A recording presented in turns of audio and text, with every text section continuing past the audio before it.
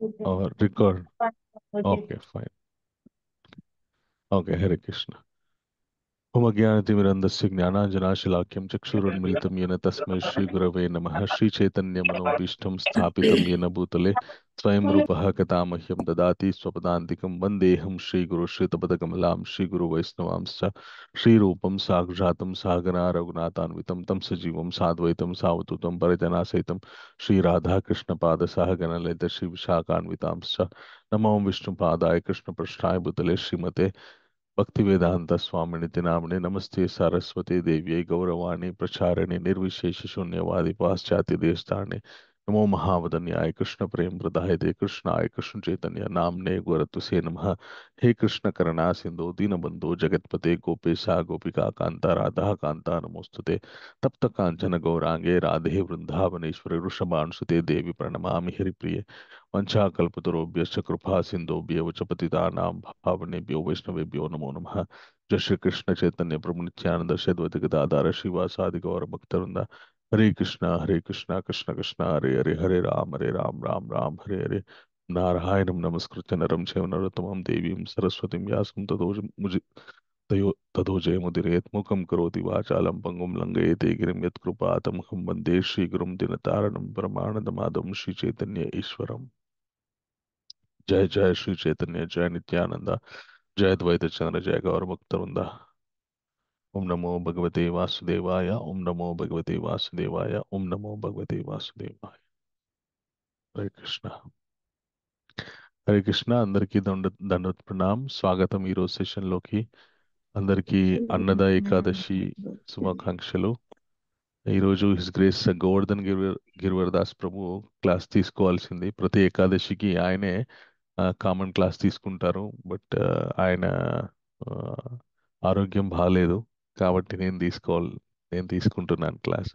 So మనందరం కూడా his grace Govardhan గిరివర్ Das ప్రభు యొక్క ఆరోగ్యం తొందరగా కుదుటపడాలని ఆ విష్ చేస్తూ ఒకసారి గోవర్ధన్ గిరివర్ దాస్ ప్రభు ఆరోగ్యం గురించి హరే కృష్ణ మహామంత్ర చెప్దాం. Hare Krishna Hare Krishna Krishna, Krishna Krishna Hare Hare Krishna, Hare Hare, Rama Hare Hare Rama Rama, Rama Hare Rama Rama, Hare Rama Hare. Rama, Hare Hare. Hare Hare Krishna, Krishna, Hare Krishna Krishna, Krishna, Krishna Hare Krishna, Hare, Hare Hare Hare, Rama, Hare Rama Rama, Rama, Hare Rama, Rama Rama Rama, Rama, Hare Hare Hare. Hare Hare Krishna, Hare Krishna, Krishna, Krishna Krishna Krishna, Krishna, Hare Hare Hare, Hare, Hare Hare Rama, Rama, Hare Hare Rama, Rama Rama, Rama, Rama Hare Hare, Rama, Hare Hare Hare. Krishna, Hare Hare Krishna, Krishna Krishna Krishna, Hare Hare, Hare Rama, Hare Rama, Rama Rama, Hare Hare. Hare Krishna. So ఈరోజు అద్భుతమైనటువంటి తిథి ఆ, ఏకాదశి తిథి అన్నద ఏకాదశి తిథి. ఆ ప్రతి ఏకాదశికి ఒక మహాత్మ్యం ఉంటుంది. అలాగే ఈ ఏకాదశి కూడా ఒక చక్కటి మహాత్మ్యం ఉంది. ఆ సో యథావిధిగా యుధిష్ఠిర మహారాజు ఆ కృష్ణుని అడుగుతారనమాట, స్వామి ఈ అన్నద ఏకాదశి యొక్క ప్రత్యేకత గురించి చెప్పండి అని అడుగుతారనమాట. అయితే కృష్ణుడు యుధిష్ఠిర మహారాజ్కి ఈ అన్నద ఏకాదశి యొక్క గొప్పతనం చెప్తూ ఎవరెవరు ఈ అన్నద ఏకాదశి పాటించడం వల్ల వాళ్ళు ఎలాంటి లాభాన్ని పొందారు, వాళ్ళ జీవితంలో ఎలాంటి మార్పు వచ్చింది అనేటటువంటి విషయాన్ని చెప్తూ కృష్ణ భగవానుడు ఆ హరిశ్చంద్ర మహారాజు యొక్క ఆ ఉదాహరణ చెప్తారనమాట. హరిశ్చంద్ర మహారాజు ఆ ఇక్ష్వాకు వంశంలో రామచంద్రమూర్తి వంశంలో వచ్చినటువంటి ఆ పరంపరలో వచ్చినటువంటి గొప్ప మహారాజు ఆయన. ఆయన అయోధ్య నగరాన్ని పరిపాలిస్తూ ఉండేవారనమాట.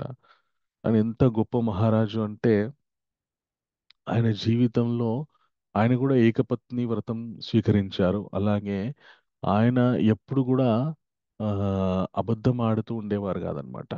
అసలు సత్యమే పలుకుతుండేవారు అనమాట.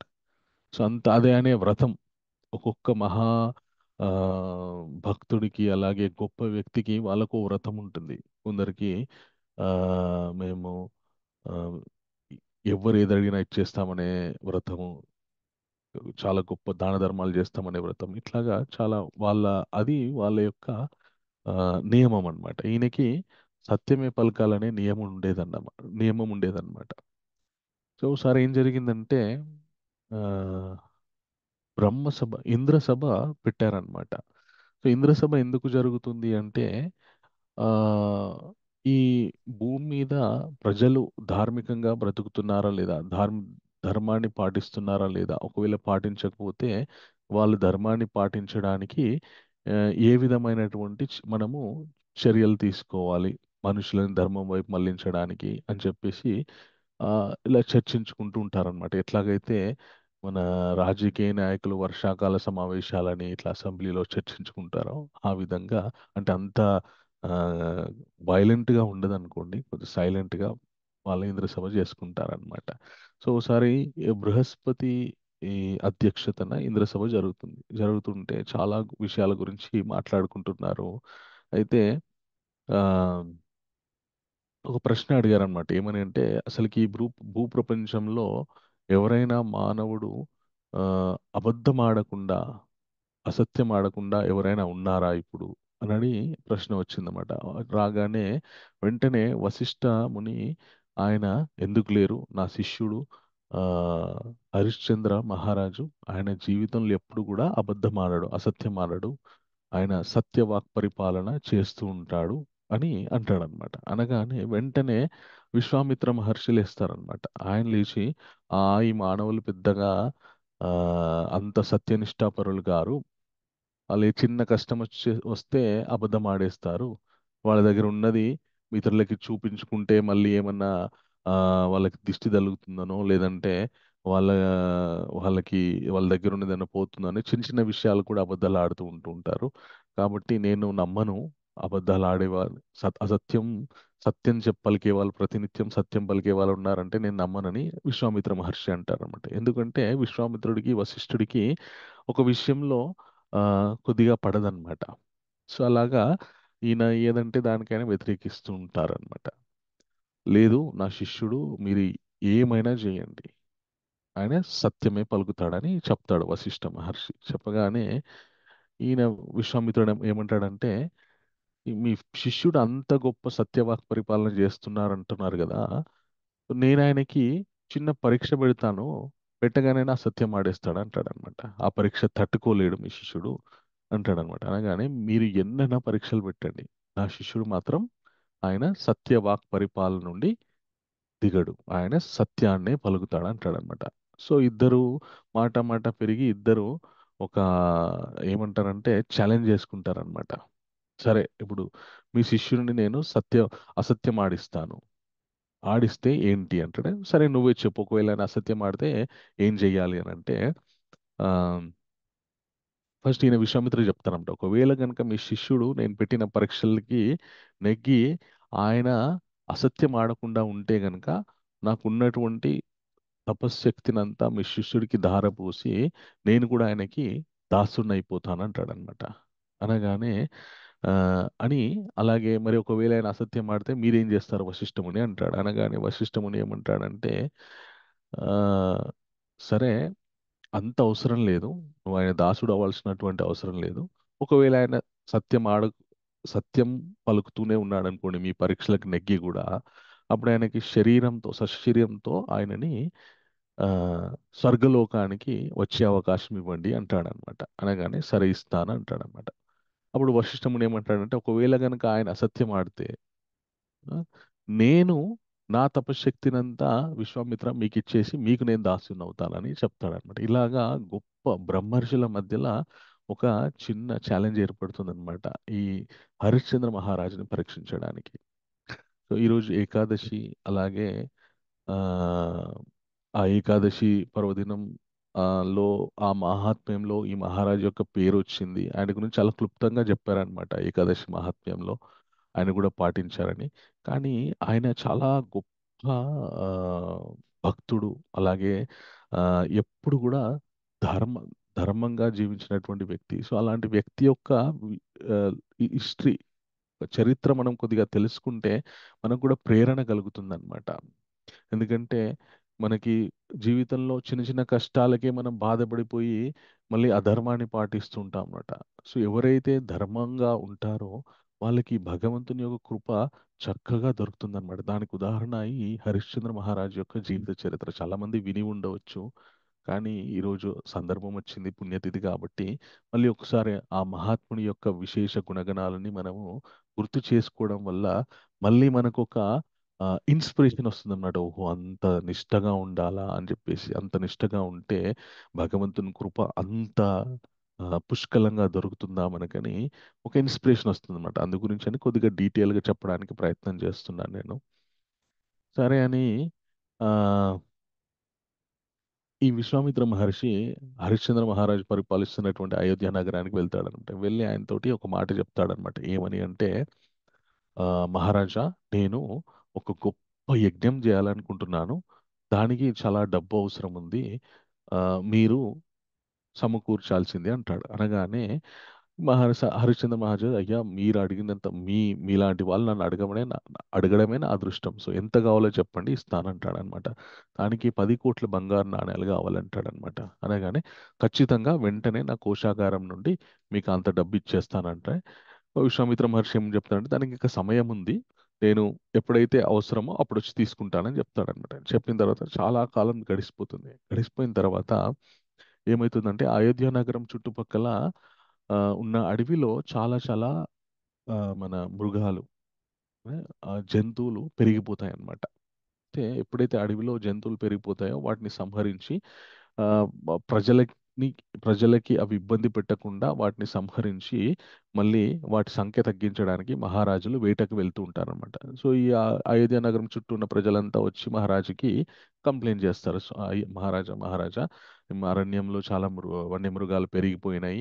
ఆ ఊర్ల మీదకి వచ్చి మమ్మల్ని ఇబ్బంది పెడుతున్నాయి. దయచేసి మీరు వాటిని తగ్గించాల్సింది అంటారు అని వేడుకుంటారు. వేడుకోగానే ఈయన ఏం చేస్తాడు, సరే అని చెప్పేసి వెళ్తాడు. వెళ్ళి ఇక వేటకని వెళ్ళి వేటాడుతూ ఉంటాడు. వేటాడుతూ అలసిపోతాడు అనమాట. అలసిపోయి ఒక దగ్గర కూర్చుంటాడు. ఒక చోట చక్కగా మంచి పార్క్ లాగా ఉంటుంది. అక్కడ కూర్చుంటాడు. కూర్చోగానికి అక్కడికి ఇద్దరు స్త్రీలు వస్తారనమాట. వాళ్ళు చాలా అందంగా ఉంటారు కానీ నల్లగా ఉండి, ఒక మన అడవిలో ఉండే వాళ్ళు ఎలా అయితే వేషధారణ డ్రెస్ చేసుకుంటారో అలాగ డ్రెస్ చేసుకొని వాళ్ళు మద్యం సేవించి ఈ మహారాజు ముందట పాటలు పాడుతూ నాట్యం చేస్తూ ఉంటారనమాట.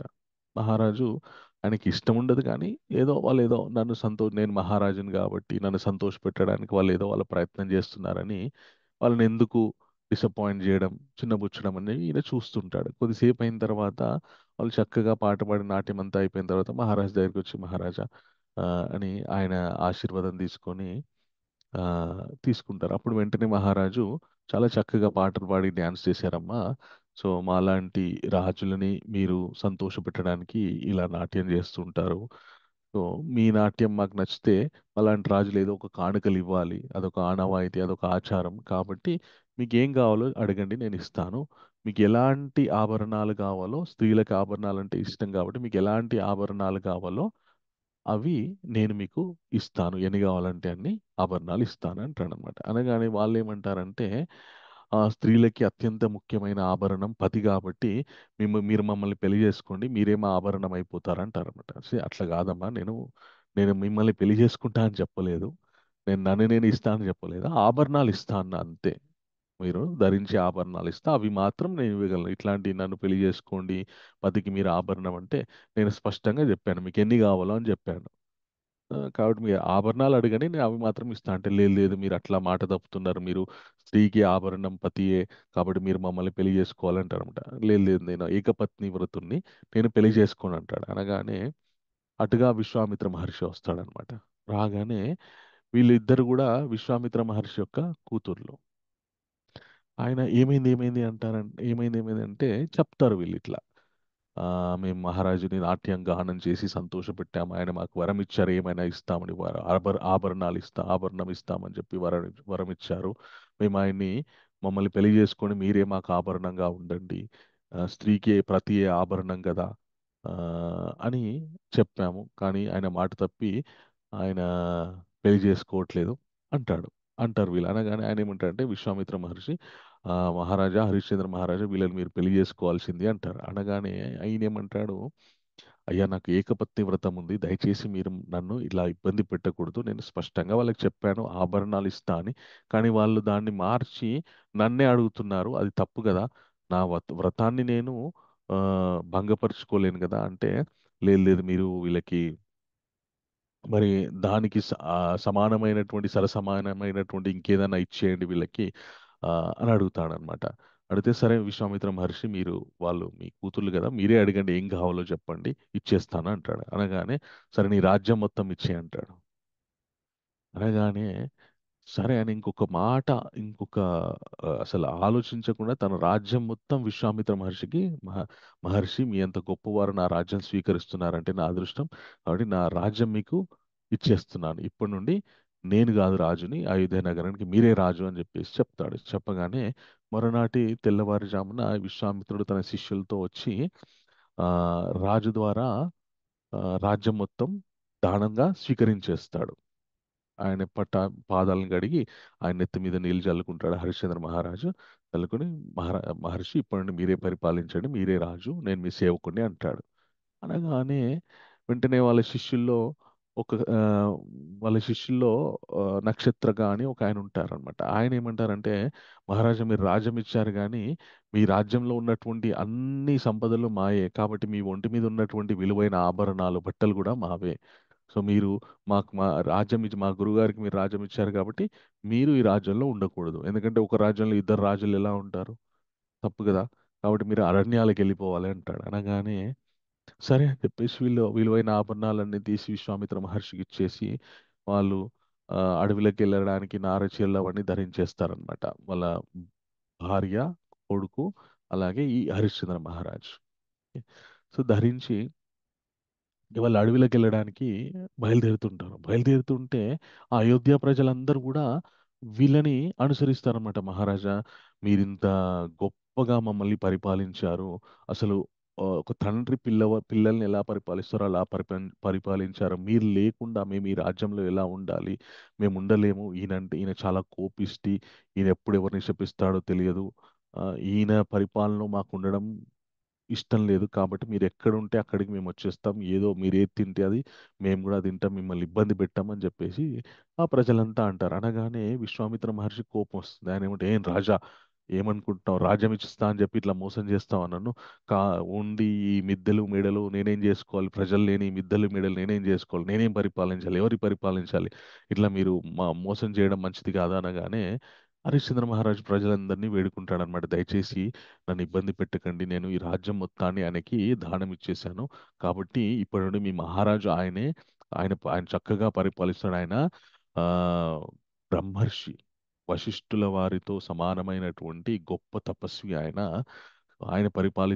ఆయన పరిపాలనలో మీరు చక్కగా జీవిస్తారని నాకు నమ్మకం ఉంది దయచేసి మీరు ఇక్కడే ఉండండి అని చెప్పి ఆయన బయలుదేరుతూ ఉంటాడనమాట. సో బయలుదేరుతూ ఉంటే ఇంకా తన భార్య కొడుకుని తీసుకొని ఆయన బయలుదేరుతూ ఉంటాడు. బయలుదేరుతుంటే విశ్వామిత్ర మహర్షి ఆపుతాడనమాట. ఆపి మహారాజా మహారాజా మీరు ఇంత మోసం చేస్తారని నేను అనుకోలేదు.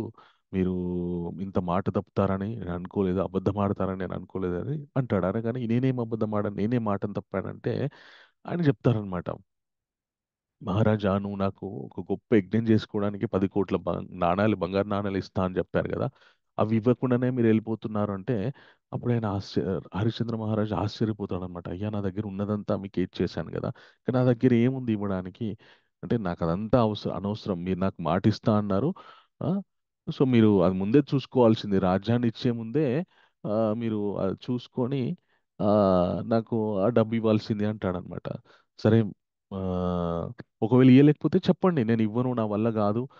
నేను మాట ఇవ్వలేదని చెప్పండి సరిపోతుంది నేను ఊరుకుంటాను అయిపోతుంది. ఒక చిన్న అసత్యం ఆడితే నేను ఆ, నేనేం అడగను మిమ్మల్ని ఇబ్బంది పెట్టాను అంటాడు అనమాట. అనగానే ఈయన హరిశ్చంద్ర మహారాజు ఏమంటాడంటే లేదు లేదు లేదు మీకు నేను ఇస్తా అని చెప్పాను కదా ఖచ్చితంగా ఇస్తాను కానీ నాకు ఒక నెల సమయం ఇవ్వండి. ఎలా ఇస్తారంటే లేదు నేను ఏదో ఒకటి చేసి ఇస్తాను మీకు దయచేసి నాకు ఒక నెల రోజులు సమయం ఇవ్వండి అంటాడు. అనగానే ఏంటి నమ్మకం మీరు ఇప్పుడు రాజ్యం వదిలి ఎక్కడికో వెళ్ళిపోతున్నారు ఏ అరణ్యంలో ఎక్కడ ఉంటారో ఆ, మిమ్మల్ని పట్టుకోవడం ఎట్లాగా మీరు ఎక్కడున్నారో తెలుసుకోవడం ఎలాగా కాబట్టి మీతో పాటు నా శిష్యుని కూడా పంపిస్తున్నాను. మీకు ఎప్పుడైతే డబ్బు మీ చేతికి వస్తుందో అప్పుడు వెంటనే మా శిష్యుడికి ఇచ్చేసేయండి. మా శిష్యుడు ఆ డబ్బు తెచ్చి నాకు ఇచ్చేస్తాడు. అండ్ మా శిష్యుడు మీతో పంపిస్తున్నాను కదా ఆయన బాగోగులు కూడా మీరే చూసుకోవాలి అని చెప్తాడు. చెప్పగానే సరే అని అంటాడు ఈయన. ఇంకా ఈయన అయోధ్య నగరం నుండి వారణాసి నగరానికి ప్రయాణం అవుతుంటాడు అనమాట. ప్రయాణమై వెళ్తూ వెళ్తూ వెళ్తూ ఇంకా దారిలో ఈ విశ్వామిత్ర మహర్షి యొక్క శిష్యుడు ఉంటాడు కదా ఆయన ఎప్పుడు ఈయనని ఆ ప్రేరేపిస్తుంటాడన్నమాట. ఎందుకయ్యా మహారాజా, ఎందుకు ఇన్ని కష్టాలు? హాయిగా ఆయన ఏం చేయరు, నీ మీదకి ఫైటింగ్ వస్తాడా, నీ మీదకి యుద్ధానికి వస్తాడా, ఆయన నీ మీదకి ఏమన్నా ఇయ్యను పో అని చెప్పేసి అయిపోతుంది కదా. ఇన్ని కష్టాలు ఎందుకు నీకు? మీ భార్య అసలుకి ఎప్పుడన్నా ఇంత కాలు చెప్పులు లేకుండా నడిచిందా మీ భార్య? పాదుకలు లేకుండా నడిచిందా మీ భార్య? ఎందుకు కష్టపెడతావు మీ భార్యని, పిల్లల్ని? ఏదో వద్ద ఆ, ఆయనకి నేను ఇవ్వలేను, ఇవ్వను, ఏం చేసుకుంటావు చేసుకోను, ఓ మాట అనేస్తే అయిపోతుంది కదా అని ఈయనే అంటూ ఉంటాడనమాట. ఈ హరిశ్చంద్ర మహారాజు ఏం చేస్తారంటే, మీరు ఏమన్నా చెప్పండి, ఈ విషయం తప్ప, నన్ను అట్లా మాట తప్పమని అనే మాట తప్ప మీరు ఏదైనా చెప్పండి, నేను వింటా అంటాడనమాట. సరే నీ కర్మ అనుభవించు అని చెప్పి ఆయన వదిలేస్తాడు. ఇక వెళ్తూ వెళ్తూ వెళ్తూ ఉంటే వారణాసి నగరం చేరుకుంటారు.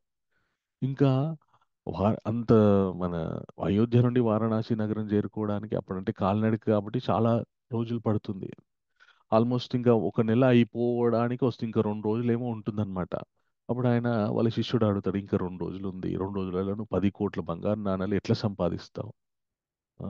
ఎందుకు వచ్చింది నీకు బాధ, కష్టాలు? ఇక ఇయ్య అని చెప్పేసి నేను వెంటనే మా గురువు గారి దగ్గరికి వెళ్ళి చెప్పేస్తా, మళ్ళీ నీ రాజ్యం నీకు వచ్చేస్తుంది. ఆ, అంతా ఎందుకు బాధపడుతూ అంటే, లేదు లేదు నేను ఖచ్చితంగా ఇస్తా అంటాడనమాట. ఇస్తా అని ఎప్పుడైతే ఈయన వారణాసి నగరానికి చేరుకుంటాడో అప్పుడు వారణాసి నగరంలో ఉన్నటువంటి విశ్వేశ్వరుడు రెడీగా ఉంటాడనమాట. నా దర్శనానికి వస్తాడు ఈయన, నా దర్శనానికి వచ్చి నన్ను డబ్బు అడుగుతాడు. స్వామి నేను ఇంత కష్టంలో ఉన్నాను, నాకు 10 కోట్ల బంగారు నాణాలు ఇవ్వండి అని అడుగుతాడు. అడగగానే వెంటనే ఈయనకి ఇచ్చేద్దామని చెప్పేసి శివుడు రెడీగా ఉంటాడనమాట.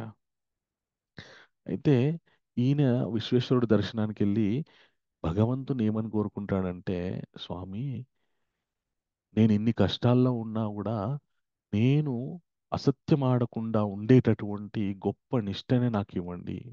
అధర్మం పాటించకుండా ఉండేటటువంటి గొప్ప నిష్టని నాకు ఇవ్వండి. ఈ కష్టాల్ని ఓర్చుకునేటటువంటి శక్తిని నాకు ఇవ్వండి అని అడుగుతాడనమాట. సో ఒక మహాభక్తుడు, ఒక గొప్ప ఆ, త్యాగైకమూర్తి ఎలా ఉంటాడంటే, భగవంతుని ఏం కోరుకుంటారంటే అది కోరుకుంటారనమాట.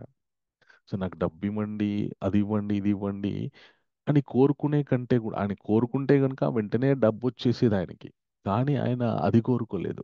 నాకు ఎప్పుడు ఎలా ఉన్నా కూడా నేను నిష్ఠతోటి సత్యాన్ని పలుకుతూ, ధర్మాన్ని పలుకుతూ, భక్తితో ఉంటూ ఉండాలని చెప్పి అనేటటువంటి కోరికను కోరుకున్నాడు అనమాట ఆయన. సో అలా అవి ఎవరికి ఎక్కడుంటాయో ప్రేమించారు ప్రభుజీ? ఐశ్వర్యం అక్కడ సమృద్ధిగా ఉంటుందన్నమాట. సో ఎక్కడైతే సత్యము, ధర్మము, భక్తి ఉంటాయో అక్కడ ఐశ్వర్యం పుష్కలంగా ఉంటుందన్నమాట. సో దాన్ని మళ్ళీ సపరేట్గా కోరాల్సినటువంటి అవసరం లేదు. ఆయన శివుణ్ణి ఆ కోరిక కోరుతారనమాట. కోరగానే అబ్బా, ఏం ఇంత కష్టాల్లో ఉన్నా కూడా ఇంత ఆ మన ఏమంటారు, ఇంత పట్టుదల ఉంది ఈయనకి ధర్మాన్ని పాటించాలని, సత్యాన్ని పలకాలని చెప్పేసి అని శివుడు చాలా సంతోషపడతారనమాట.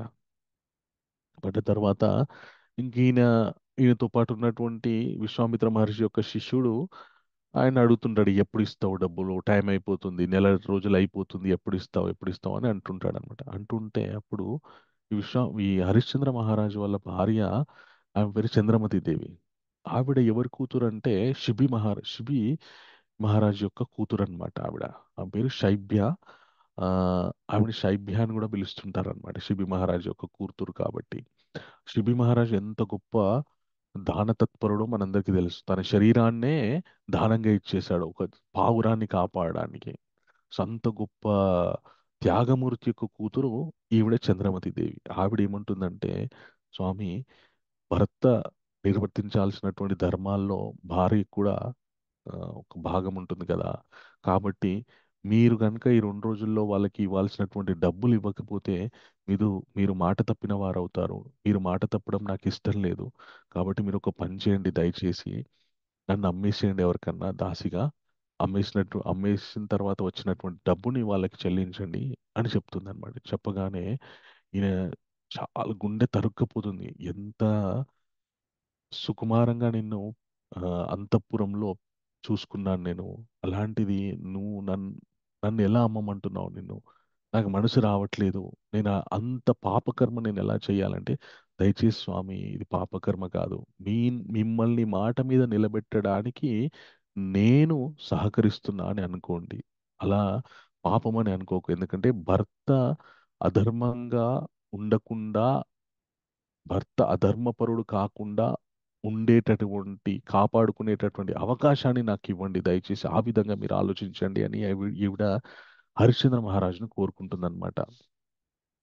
అంటే సో ఒక భార్య ఎలా ఉండాలి అని చంద్రమతి దేవి యొక్క ఆ, మన గుణం ద్వారా మనం తెలుసుకోవచ్చు అనమాట. అంటే భర్త ఎప్పుడు కూడా అధార్మికుడు కాకుండా ఎప్పుడు ధర్మపరుడుగా ఉండేటట్టు, భర్తకి అన్ని వేళలా కేవలం సుఖాలు ఉన్నప్పుడే ఆయనతో ఉండడం కాదు, కష్టాలు ఉన్నప్పుడు కూడా ఆయన, సో కష్టాలు ఉన్నప్పుడు కూడా ఆయనకి చేదోడు వాదోడుగా ఉండే విధంగా భార్య గుణం ఉండాలన్నమాట. సో అలా ఉన్నటువంటి వ్యక్తి యొక్క దాంపత్య జీవితము చాలా స్వర్గమయం అయిపోతుంది అనమాట. ఈవిడ అంటుంది అనగానే ఆయన ఒక, ఆయనతో పాటు విశ్వామిత్ర మహర్షి శిష్యుడు ఉంటాడు కదా, ఆయనకి ఏం చెప్తాడంటే, అయ్యా ఆ, ఇంత గొప్ప పాపకార్యం నేను చేయలేను, నా మనసు రావట్లేదు, కాబట్టి నేను నా భార్యను అమ్ముకోలేను. సో మీరు దయచేసి అందరికీ చెప్పండి, ఈ స్త్రీని అమ్మేస్తున్నామని చెప్పేసి, దాసిగా ఎవరైనా కొనుక్కోవచ్చని. నా నోటితో నేను చెప్పలేను, మీరే అనౌన్స్ చేయండి, కొద్దిగా ప్రమోషన్ చేయండి అంటాడనమాట. అనగానే అప్పుడు ఆ నక్షత్రకుడు ఆ వారణాసి నగరంలో ఒక 4 దారులు కలుస్తున్న చోట ఈవిని పెట్టి, ఈవిడ ఈవిడని మేము అమ్మేస్తున్నాము, ఎవరైనా కూడా ఈవిడిని దాసిగా కొనుక్కోవచ్చు, ఈవిడ చాలా ఏ పని అంటే ఆ పని చేస్తుంది, ఈవిడ చక్కటి ఆ, బుద్ధి జ్ఞానం ఉన్నటువంటి వ్యక్తి, ఆ, అస్సలు నమ్మకంగా ఉండేటటువంటి దాసి, మంచి అవకాశం, సదా అవకాశం, ఎవరైనా కొనుక్కోండి అని చెప్పేసి ఆయన వేలం వేస్తాడనమాట. ఆవిడ్ని వేలం వేయగానే అందరూ చూస్తుంటారు కానీ ఎవరు ముందుకు రారు.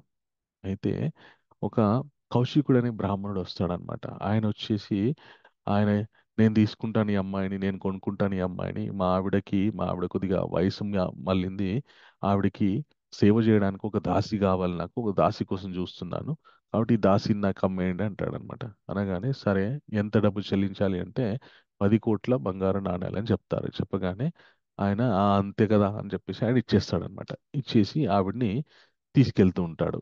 ఆవిడతో పాటు పిల్లోని కూడా తీసుకెళ్తాడనమాట. తీసుకెళ్తూ ఉంటే ఈ హరిశ్చంద్ర మహారాజు అడుగుతున్నాడు, లేదు లేదు, నేను ఈవిడ ఒక్క ఆవిడనే అమ్మిస్తా అన్నాను, ఈ పిల్లోని ఎందుకు తీసుకెళ్తున్నారంటే, అదేంటి, ఆవు నమ్మినప్పుడు దూడని ఇవ్వరా, ఆవు వెంబడి దూడ వస్తుంది కదా, కాబట్టి ఈవిడ కొడుకు ఇద్దరిని కూడా మేము కొనుక్కున్నట్టే అని చెప్పేసి వాళ్ళు, ఆయన తీసుకెళ్ళిపోతాడనమాట. తీసుకెళ్ళిపోయి ఇంకా వాళ్ళ ఇంట్లో పెట్టుకుంటాడు. పెట్టుకొని వాళ్ళ భార్య పేరు చెండాంసి. సో ఆమె దగ్గర పనికి పెడతాడనమాట. ఆవిడ చాలా చాలా ఆ గయ్యాలి అన్నమాట. హింసిస్తుంది సేవకుల్ని. సో ఆవిడ ఏ పని చెప్తే ఈవిడ చెయ్యాలి, చేస్తూ ఉంటుందన్నమాట. అయితే ఎప్పుడైతే ఈ 10 కోట్ల నాణాలు ఆ, వస్తాయో, రాగానే ఆ విశ్వామిత్ర మహర్షి శిష్యుడు ఏమంటాడంటే, నేను ఇన్ని రోజులు మీతో పాటు మీకు సేవలు చేస్తూ ఇంత దూరం వచ్చాను, ఇవన్నీ నా దారి ఖర్చులకే నేను ఉంచేసుకుంటాను, మీరు మళ్ళీ సపరేట్గా విశ్వామిత్ర మహర్షి యొక్క అప్పు తీర్చేయండి అంటాడనమాట. అనగానే అదేంటండి, మీరు ముందు నాతో వచ్చేటప్పుడు దారి ఖర్చులకి ఏం అడగలేదు కదా, ఆ నియమం ఏం పెట్టలేదు కదా, మీరు ఇప్పుడేమో దారి ఖర్చులు అంటే, లేదయ్యా నాకు అంత అనవసరం, ఊరికే వస్తానంటే నా పని అన్ని వదిలిపెట్టుకొని నీతోని నీ రోజులు, నెల రోజులు నీతో పాటు నువ్వు ఎక్కడికి వెళ్తే అక్కడికి తిరిగాను, కాబట్టి నాకేం ఇవ్వరా, ఇదేనా ధర్మము, ఇది అధర్మము, ఇన్ని రోజులు మీతో పాటు ఉన్నప్పుడు నాకేం డబ్బు చెల్లించకుండా ఉండడం అనేటువంటిది అధర్మము, నువ్వు అధర్మం, ఈ అధర్మాన్ని నువ్వు పాటిస్తున్నావా, ఒప్పుకో, నేను అధర్మాన్ని పాటిస్తానని చెప్పేసి, నేను నీకు ఇవ్వనని చెప్పేసి ఒక మాట అనేసి అంటాడు అనమాట. కానీ లేదు లేదు, అవసరం లేదు, సరే మీరు మీ ఆ, దారి ఖర్చులుగా ఉంచుకుంటా అంటే ఉంచేసుకోండి, నేను సపరేట్గా విశ్వామిత్ర మహర్షికి ఇవ్వాల్సినటువంటి డబ్బు నేను చెల్లిస్తాను అంటాడు అనమాట. అనగానే ఎట్లా చెల్లిస్తా ఉంటాడు అనమాట. ఈ హరిశ్చంద్ర మహారాజ్కి ఇంకా వేరే దారి ఉండదు. సరే ఎట్లా చెల్లిస్తామని అడిగారు కదా, సో ఆల్రెడీ నేను అమ్మడంలో ఆ, అమ్మడం ఒక అనుభవం అయిపోయింది నాకు. సో ఇప్పుడు నా భార్యను అమ్మాను కదా, ఇప్పుడు నన్నే అమ్మేసేయండి ఎవరికన్నా, అయిపోతుంది, ఆ వచ్చిన డబ్బు మీరు తీసేసుకోండి, ఆ విశ్వామిత్ర మహర్షికి ఇచ్చేయండి అంటాడు అనమాట. అనగానే ఇంక ఈయన హరిశ్చంద్ర మహారాజుని పట్టుకొని అన్ని వీధులు తిరుగుతుంటాడనమాట. ఈయన నమ్మేస్తున్నాము, ఈయన ఒకప్పుడు మహారాజు, ఇప్పుడు తనని తాను అమ్ముకుంటున్నాడు. ఎవరైనా కొనుక్కోండి, చక్కటి శరీర సౌష్ఠవం ఉన్నటువంటి వ్యక్తి మీరు ఏ పని చెప్తే ఆ పని చేస్తాడని అంటుంటాడు, కానీ ఎవరు ముందుకు రారనమాట ఆ రేటు చూసి. ఓ 10 15 ఉంటే కొంటారు, కానీ 10 కోట్ల బంగారు నాణాలంటే ఎవరు ముందుకు రారు. ముందుకు రాకపోయేసరికి ఇంకా సమయం అయిపోతూ ఉంటుంది. ఇంకో కొన్ని క్షణాలు మాత్రమే ఉంటాయన్నమాట. అప్పుడు ఒక కాటి కాపరి వస్తాడు. తన ఆ, సేవకుల్ని పట్టుకొని ఆ, వస్తాడనమాట. చాలా భయంకరంగా ఉంటాడనమాట. ఆయన నల్లగా ఎర్రటి కళ్ళతోటి వచ్చి ఆయన నేను కొనుక్కుంటాను ఎంత అంటాడే. అనగానే ఈ నక్షత్రకుడు ఏమంటాడే, నీ వల్ల కాదయ్యా, నువ్వేంటి శవాల కాల్చుకునేటటువంటి వ్యక్తి, నువ్వెంత ఇక్కడ ఇంత డబ్బు ఇస్తావు అని అంటే ఆయన చెప్తాడు, ఏ నా గురించి నీకు తెలియదు, నేను 5,000 శ్మశానాలకి అధిపతిని నేను. నా అండర్లో 5,000 శ్మశానాలు ఉన్నాయి. సో ఆ 5,000 శ్మశానాలకి అధిపతి. నా శ్మశానంలో ఎవరిని కాల్చాలన్నా కూడా నాకు పన్ను కట్టాల్సిందే. సో నా దగ్గర చాలా డబ్బు ఉంది, కానీ నమ్మకమైనటువంటి సేవకులు లేరు. ఈ నమ్మకంగా ఉంటాడా అంటే చెప్పు, ఎంత డబ్బు కావాలంటే అంత ఇస్తాను అని అంటాడు. అని అనగానే "అ- అస్సలు ఈయన జీవితంలో ఎన్నడూ కూడా అబద్ధం ఆడలేదండి, చాలా నమ్మకంగా ఉంటాడు అంటాడు. అనగానే ఎంత డబ్బు ఇవ్వాలంటే 10 కోట్ల నాణాలు ఇవ్వాలి అంటాడు. వెంటనే ఇచ్చేస్తాడు. ఏ సేవకులారా ఇచ్చేయండి అనగానే ఇచ్చేస్తాడు. ఇచ్చేసి ఇంకా ఈయనని తీసుకెళ్ళిపోతుంటాడు అనమాట. తీసుకెళ్ళి వారణాసిలో ఒక శ్మశానం దగ్గర ఈయనని కాపరిగా పెడతాడు. పెట్టి నియమాలు చెప్తాడు. ఏమని అంటే, ఎవరు ఈ శ్మశానంలో శవాన్ని తగలబెట్టడానికి దహన సంస్కారాలు చేయడానికి వచ్చినా కూడా మీరు వాళ్ళ దగ్గర 6 బంగారు నాణాలు తీసుకోవాలి. ట్యాక్స్. శ్మశానంలో శవాన్ని కాల్చినందుకు ట్యాక్స్. సో 6 బంగారు నాణాల్లో ఆ, మన 4 బంగారు నాణాలు నాకు ఇచ్చేసేయాలి. 2 నాణాలు నువ్వు ఉంచుకోవాలి. ఒక నాణ్యమేమో, మళ్ళీ ఆ 2 నాణాల్లో ఒక నాణ్యమేమో ఈ శ్మశానం మెయింటెనెన్స్కి ఉపయోగించాలి. ఇంకొక నాణ్యం నీ ఖర్చులకి నువ్వు వాడుకో అని చెప్తాడనమాట. ఇది నియమం. ఎవ్వరు వచ్చినా కూడా నువ్వు తీసుకోవాల్సిందే. అది నీ సొంత బంధువులైనా సరే తీసుకోవాల్సిందే అని చెప్తాడు.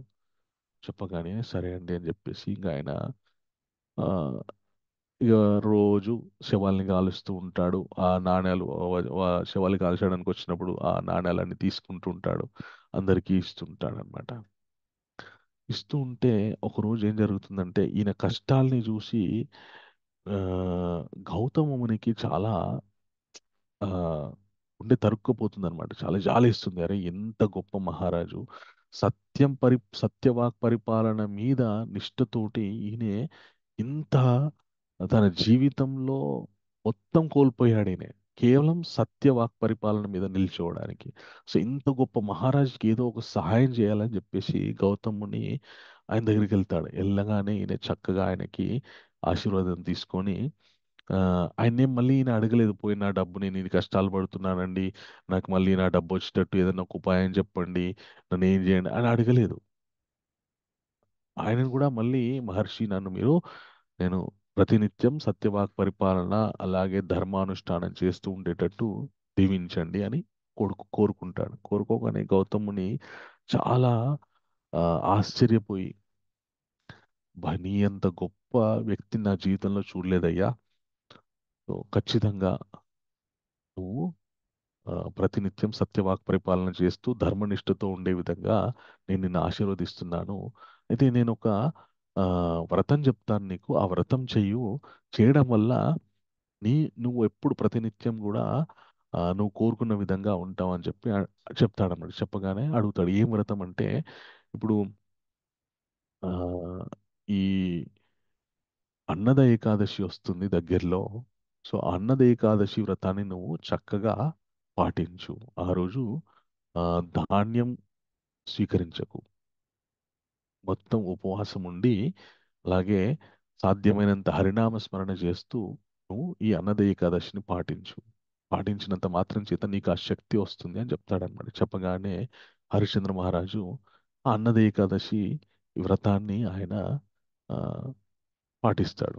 పాటించిన తర్వాత కొద్ది రోజుల తర్వాత ఏం జరుగుతుంది అంటే, ఆయన ఈ హరిశ్చంద్ర మహారాజు యొక్క భార్య ఉంటుంది కదా చంద్రమతి దేవి, ఆవిడ ఎవరి దగ్గర అయితే పని చేస్తూ ఉంటుందో ఆవిడ చాలా చాలా కష్టాలు పెడుతుంటుందన్నమాట. అయితే ఒకరోజు అమావాస్య నెక్స్ట్ డే తర్వాత రోజు అమావాస్య. సో, ఈ అమావాస్య రోజు మేము పితృకార్యం చేసుకుంటున్నాం ఇంట్ల. కాబట్టి మీ అబ్బాయిని అడవిలోకి పంపించి దర్భలు, అలాగే యజ్ఞంలో వాడటానికి కావలసినటువంటి సమిధలు ఇవన్నీ కూడా అరణ్యంలోకెళ్ళి తీసుకురమ్మని చెప్పు అని ఆవిడకి చెప్తుంది ఈ చంద్రమతి దేవికి. చెప్పగానే ఈవిడ అంటుంది, "ఆ చిన్న పిల్లోడు నేనెళ్ళి తీసుకొస్తాను. వాడికి తీసుకురాదా ఎందుకు చిన్న పిల్లోడు? చక్కగా ఇంత తిరుగుతున్నాడు అటు ఇటు. రోజు ఇంతింత తింటున్నాడు. లేదు అవసరం లేదు. నువ్వు ఇంట్లో చాలా పనుంది. నువ్వు ఆ పని చేయి. నీ కొడుకుని అరణ్యంలోకి పంపి మిగతా పిల్లలు వెళ్తున్నారు వాళ్ళతో వెళ్ళమని చెప్తాను." చెప్పగానే ఈ పిల్లోడు కూడా వెళ్తాడు. వెళ్ళి అరణ్యంలో ఆ, ఇంకా దర్భలు అవన్నీ సమకూరుస్తుంటాడు. సమిధలు అవన్నీ తీసుకొస్తుంటాడు. ఒక చెట్టు ఎక్కి ఆ, మన ఆకులు విస్తరాకులు కుట్టడానికి కావలసినటువంటి ఆకులు తెంపడానికి అయినా ఒక చెట్టుని ఉన్న ఆకులు తెంపడానికి ప్రయత్నిస్తూ ఉంటే చిన్నపిల్లోడు కాబట్టి అందదు. ఆ పక్కనే ఉన్న పుట్ట మీద కాలేసి ఎక్కడానికి ప్రయత్నం చేస్తాడు. ఆ పుట్ట మీద కాలేయగానే అందులోంచి ఒక భయంకరమైనటువంటి నల్లత్రాచు బుసలు కొడుతూ బయటికి లేచి పిల్లోడిని కాటేస్తుంది. కాటేయగానే వెంటనే ఒక్క క్షణంలో పిల్లోడు కింద పడిపోతాడనమాట. శరీరం మొత్తం నీలిరంగులో మారిపోయి అక్కడే ప్రాణాలు వదిలేస్తాడు. ఈ ఆయనతో పాటు వచ్చినటువంటి పిల్లలందరూ కూడా ఈ పిల్లోడి పేరు ఏం పేరంటే లోహితాక్ష అన్నమాట. ఈ పిల్లోడు ని చూసి వాళ్ళందరూ భయపడిపోయి వెంటనే పరిగెత్తుకుంటూ వెళ్ళి ఆ చంద్రమతి దేవికి చెప్తారనమాట. అమ్మ అమ్మ మీ లోహితాక్షుని పామ కాటేసింది, పడిపోయాడు అక్కడే అరణ్యంలో. మేము తీసుకురాలేకపోయాం భయమేసి. మీరు వెళ్ళి తొందర తీసుకొచ్చుకోండి అని చెప్తారన్నమాట. చెప్పగానే ఈవిడకి ఇంకా గుండె పగిలేంత పని అయిపోతుంది. పనైపోయి ఆవిడ యొక్క యజమాని దగ్గరికి వెళ్ళి, అమ్మ నేను వెంటనే తొందరగా అరణ్యానికి వెళ్ళి నా పిల్లోడికి పాము కాటేసిందంటే తీసుకొని వస్తానంటే, లేదు లేదు ఏం కాదు, వాళ్ళు అట్లే పిల్లలు అట్లనే చెప్తారు, ఏం కాదులే, అని వానికి ఏం కాదు, నువ్వు ఇక్కడ ఉన్నటువంటి పని మొత్తం కంప్లీట్ చేసి వెళ్ళు. ఇన్ని గనం వంట పాత్రలు ఉన్నాయి కడగాల్సినటువంటి అవన్నీ కడుగు, కడిగి వెళ్ళు అంటుంది అనమాట. అవన్నీ కడిగేసరికి మధ్యాహ్నం అవుతుంది. తర్వాత మళ్ళీ ఇంకో పని చెప్తుంది. ఇట్లా సాయంకాలం వరకు ఆవిడ వెళ్ళనివ్వదన్నమాట. ఆవిడ చాలా బాధతోటి ఆవిడకి సేవ చేస్తూనే ఉంటుంది. సో ఇట్లా వీళ్ళు దాదాపు ఒక సంవత్సర కాలం పాటు చాలా కష్టాలు పడుతూ ఉంటారన్నమాట. అయితే ఇంకా పనంతా అయిపోయిన తర్వాత వెళ్ళి పిల్లోడిని చూసేసరికి పిల్లోడి యొక్క శరీరం మొత్తం బిగుసుకుపోతుందన్నమాట. ఎందుకంటే శవం ఆ, స- ఆ, ప్రాణం వదిలిన తర్వాత శరీరం లో ఉన్న అవయవాలన్నీ కూడా బిగిసిపోతూ ఉంటాయి. బిగిసిపోయి ఉంటుందన్నమాట. ఈవిడకి ఏం చేయాలో అర్థం కాదు. స్థితి కష్టం మీద పిల్లోడిని ఎత్తుకొని శ్మశానానికి వెళ్తుందన్నమాట.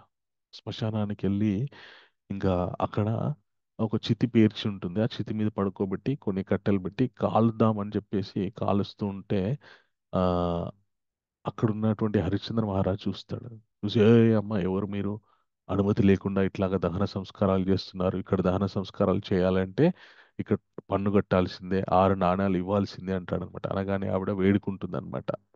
అప్పటికి ఈ హరిశ్చంద్ర మహారాజ్ చాలా శ్మశానంలో ఉంటూ ఆయన ఆ దుమ్ము ధూళితోటి ఆయన శరీర వర్చస్సు మొత్తం మారిపోతుంటుంది. ఈవిడ ఈవిడ కూడా పని చేసి చేసి చేసి ఈవిడ కూడా కందిపోయి ఉంటుంది. ఒకరినొకరు గుర్తుపట్టుకోలేరన్నమాట.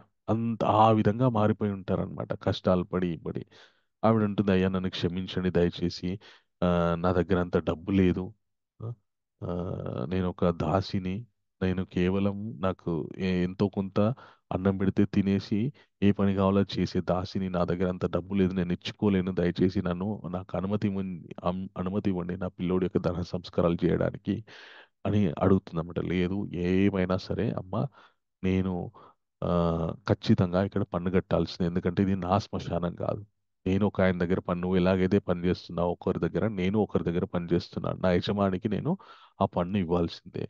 నేను ఇవ్వకపోతే నేను మాట తప్పిన వాడిని అవుతాను. నా యజమానికి నేను మాట ఇచ్చాను. ఇక్కడ ఎవరు దహన సంస్కారాలు చేసినా వాళ్ళ దగ్గర నుండి డబ్బు కలెక్ట్ చేసి ఇస్తానని చెప్పేసి, కాబట్టి మీరు ఇవ్వాల్సిందే అంటాడు. అనగానే ఆవిడ చాలా ఆ, బాధపడుతుందన్నమాట.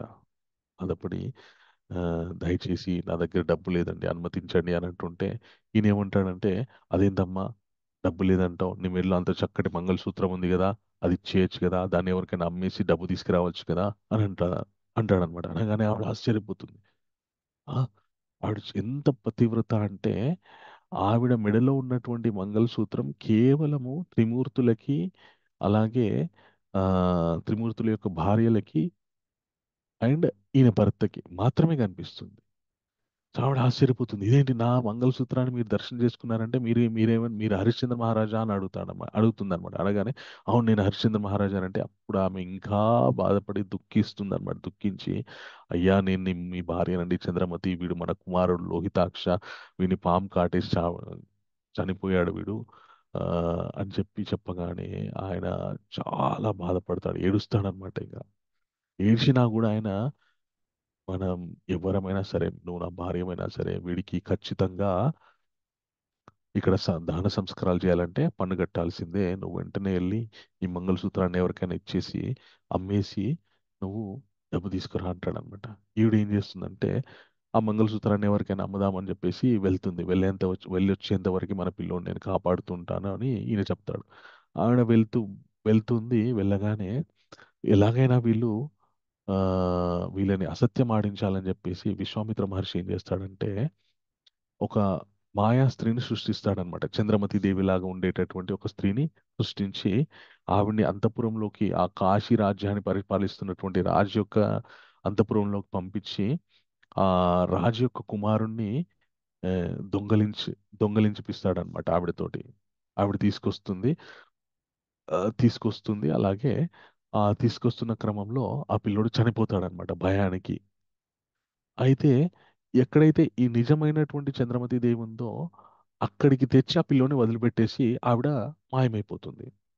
ఇంక ఈ రాజభటులు ఆ, ఎవరు దొంగిలించారు పిల్లోని, ఎవరు దొంగిలించారు అని చెప్పేసి వెతుకుతూ ఉండగా ఈ చంద్రమతి దేవి దగ్గర ఆ పిల్లోడు కనిపిస్తాడు. కనిపించగానే ఈవిడ్నే ఎత్తుకొచ్చి ఈ పిల్లోని చంపేసింది డబ్బు కోసం అని చెప్పేసి ఈవిడ్ని రాజు దగ్గరికి తీసుకెళ్తారు. ఈవిడ వాళ్ళతోని మొత్తుకుంటుంది అనమాట. అయ్యా నేను కాదయ్యా నేరస్తురాల్ని, నేను నా పిల్లోడే చనిపోయాడు, వాడి దహన సంస్కారాల గురించి డబ్బు లేక నేను కష్టపడుతున్నాను, నేను ఈ పిల్లోని ముట్టుకోలేదు, ఈ పిల్లోడు ఎవరో కూడా నాకు తెలియదంటే వాళ్ళు వినరు. నీ దగ్గరే ఉన్నాడు పిల్లోడు, నీ చేతిలో నువ్వే చంపేశావు అని చెప్పి తీసుకెళ్తాడనమాట. తీసుకెళ్ళగానే ఇక రాజు చాలా ఆ ఆగ్రహానికి గురయ్యి వెంటనే ఈవిడికి మరణశిక్ష విధించండి అని చెప్తాడు. చెప్పగానే మళ్ళీ ఆ చంద్రమతి దేవుని ఇదే శ్మశానానికి తీసుకొస్తారనమాట. తీసుకొచ్చి ఆ శ్మశానంలో మరణశిక్ష వేయాలని చెప్పేసి చెప్తారు. ఆ కాటి కాపరిగా ఉన్నటువంటి హరిశ్చంద్ర మహారాజు చెప్తారనమాట. ఈవిడ రాజుగారి యొక్క కుమారుణ్ణి దొంగలించింది, చంపేసింది. కాబట్టి ఈవినకి రాజుగారు మరణశిక్ష విధించారు. నువ్వే ఆ మరణశిక్ష అమలు పరచాలి అని తన భర్తకి భార్యని చంపమని ఆదేశిస్తారు. సో అంత అది ఎంత పిల్లోడు ఆల్రెడీ చనిపోయాడు. మళ్ళీ భార్య కూడా భార్యను కూడా తన చేతులతోనే చంపమని చెప్పి రాజుగారు ఆజ్ఞాపిస్తారనమాట. మామూలు మనుషులైతే అక్కడే గుండాకి చనిపోతారు. కానీ హరిశ్చంద్ర మహారాజ్ మాత్రం ఎంత దుఃఖంతో ఉన్నా కూడా ఆయన నే ఆయన చెప్తాడు నా వల్ల కాదండి, ఇవి నాకు భార్య అవుతుంది, నేను చంపలేను, దయచేసి మీరు ఎవరైనా చెయ్యండి అంటాడనమాట. అనగానే వాళ్ళ భార్య ఏమంటుందంటే చంద్రమతి దేవి ఆ రాజా, మ్, ఏవండి, దయచేసి రాజు ఆజ్ఞాపించినట్టు చేసేయండి. మళ్ళీ ఒకవేళ రాజు ఆజ్ఞాపించినట్టు మీరు కనుక నన్ను చంపలేదంటే మళ్ళీ మీరు రాజు మాటను ధిక్కరించిన వాళ్ళు అవుతారు అని చెప్పేసి చెప్తారనమాట. ఇంత హృదయ విదారకమైనటువంటి ఇన్ని కష్టాలు, అంత సత్యవాక్ పరిపాలన చేసినటువంటి హరిశ్చంద్ర మహారాజుకి ఎందుకు పీడిస్తున్నాయి అంటే దానికి ఒక చిన్న కారణం చెప్తారనమాట. ఏమని అంటే ఓ చాలా కాలం వరకు హరిశ్చంద్ర మహారాజుకి సంతానం కలగలేదంట. కలగకపోయేసరికి ఆయన ఒకసారి వరుణుణ్ణి ప్రసన్నం చేసుకోవడానికి ఒక వరుణ యజ్ఞం చేశారంట.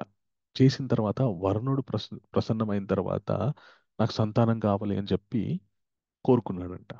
కోరుకుంటే సరే నీకు సంతానం వస్తుంది, కానీ నీ సం నీ కుమారుణ్ణి ఆ, నాకు ఇచ్చేసేయాలి, బలిచ్చేసేయాలి అని కోరుకుంటాడంట. ఈయన హరిశ్చంద్ర మహారాజు ఏమనుకుంటే ఎలాగోలాగా సంతానం, నాకు కూడా సంతానం కలుగుతుంది అనేటటువంటి సంతోషంతో ఆయన ఏం చేస్తాడంటే సరే అని వరుణుడికి మాటిస్తాడు. నాకు సంతానం కలిగిన తర్వాత నీకు బలి ఇచ్చేస్తాను అని చెప్పేసి చెప్తాడన్నమాట. చెప్పిన తర్వాత సంతానం కలుగుతుంది.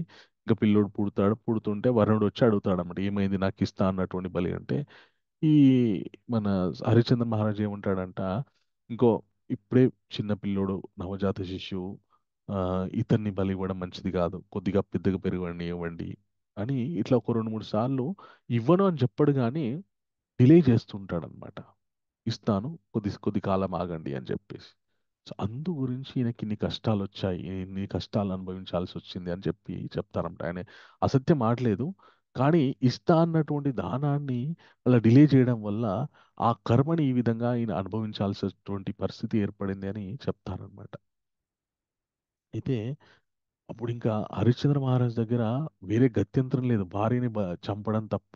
భార్యని ఆ, రాజు ఆజ్ఞాపించినట్టు చంపడం తప్ప వేరే గత్యంతరం లేదు. అప్పుడు వాళ్ళ భార్య ఏమంటుందంటే, మీరు పర్వాలేదు చంపేసేయండి, నన్ను నరికేసేయండి, అయిపోతుంది అని వాళ్ళ భార్య అంటుంది. అనగానే అప్పుడు విశ్వామిత్ర మహర్షి వస్తాడనమాట. వచ్చి, ఏమయ్యా నీకేమైనా పిచ్చి పట్టిందా?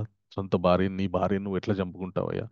ఆ, స్త్రీ హత్య పాపం ఎట్లా చేస్తావయ్యా అంటే, లేదండి నేను మహారాజు గారి యొక్క ఆజ్ఞ నేను చేయాల్సిందే. ఆ, అంటే, ఎందుకయ్యా ఇవన్నీ కష్టాలు నీకు? నేను చెయ్యను. నీకు అంత పెద్ద యోధుడివి, నువ్వు రాజుతో యుద్ధం చేయొచ్చు కదా. నేను చెయ్యను, ఆజ్ఞ నీ మాట ఆ, నేను రాజు మాట వినను అని చెప్పేసి అధర్మం ఆడొచ్చు కదా, కొద్దిసేపు అధర్మం ప్రవర్తించవచ్చు కదా అంటే, ఆయన ఏమంటాడంటే, నా శరీరం ఉన్నంత వరకు నేను ధర్మాన్నే పాటిస్తానంటాడనమాట.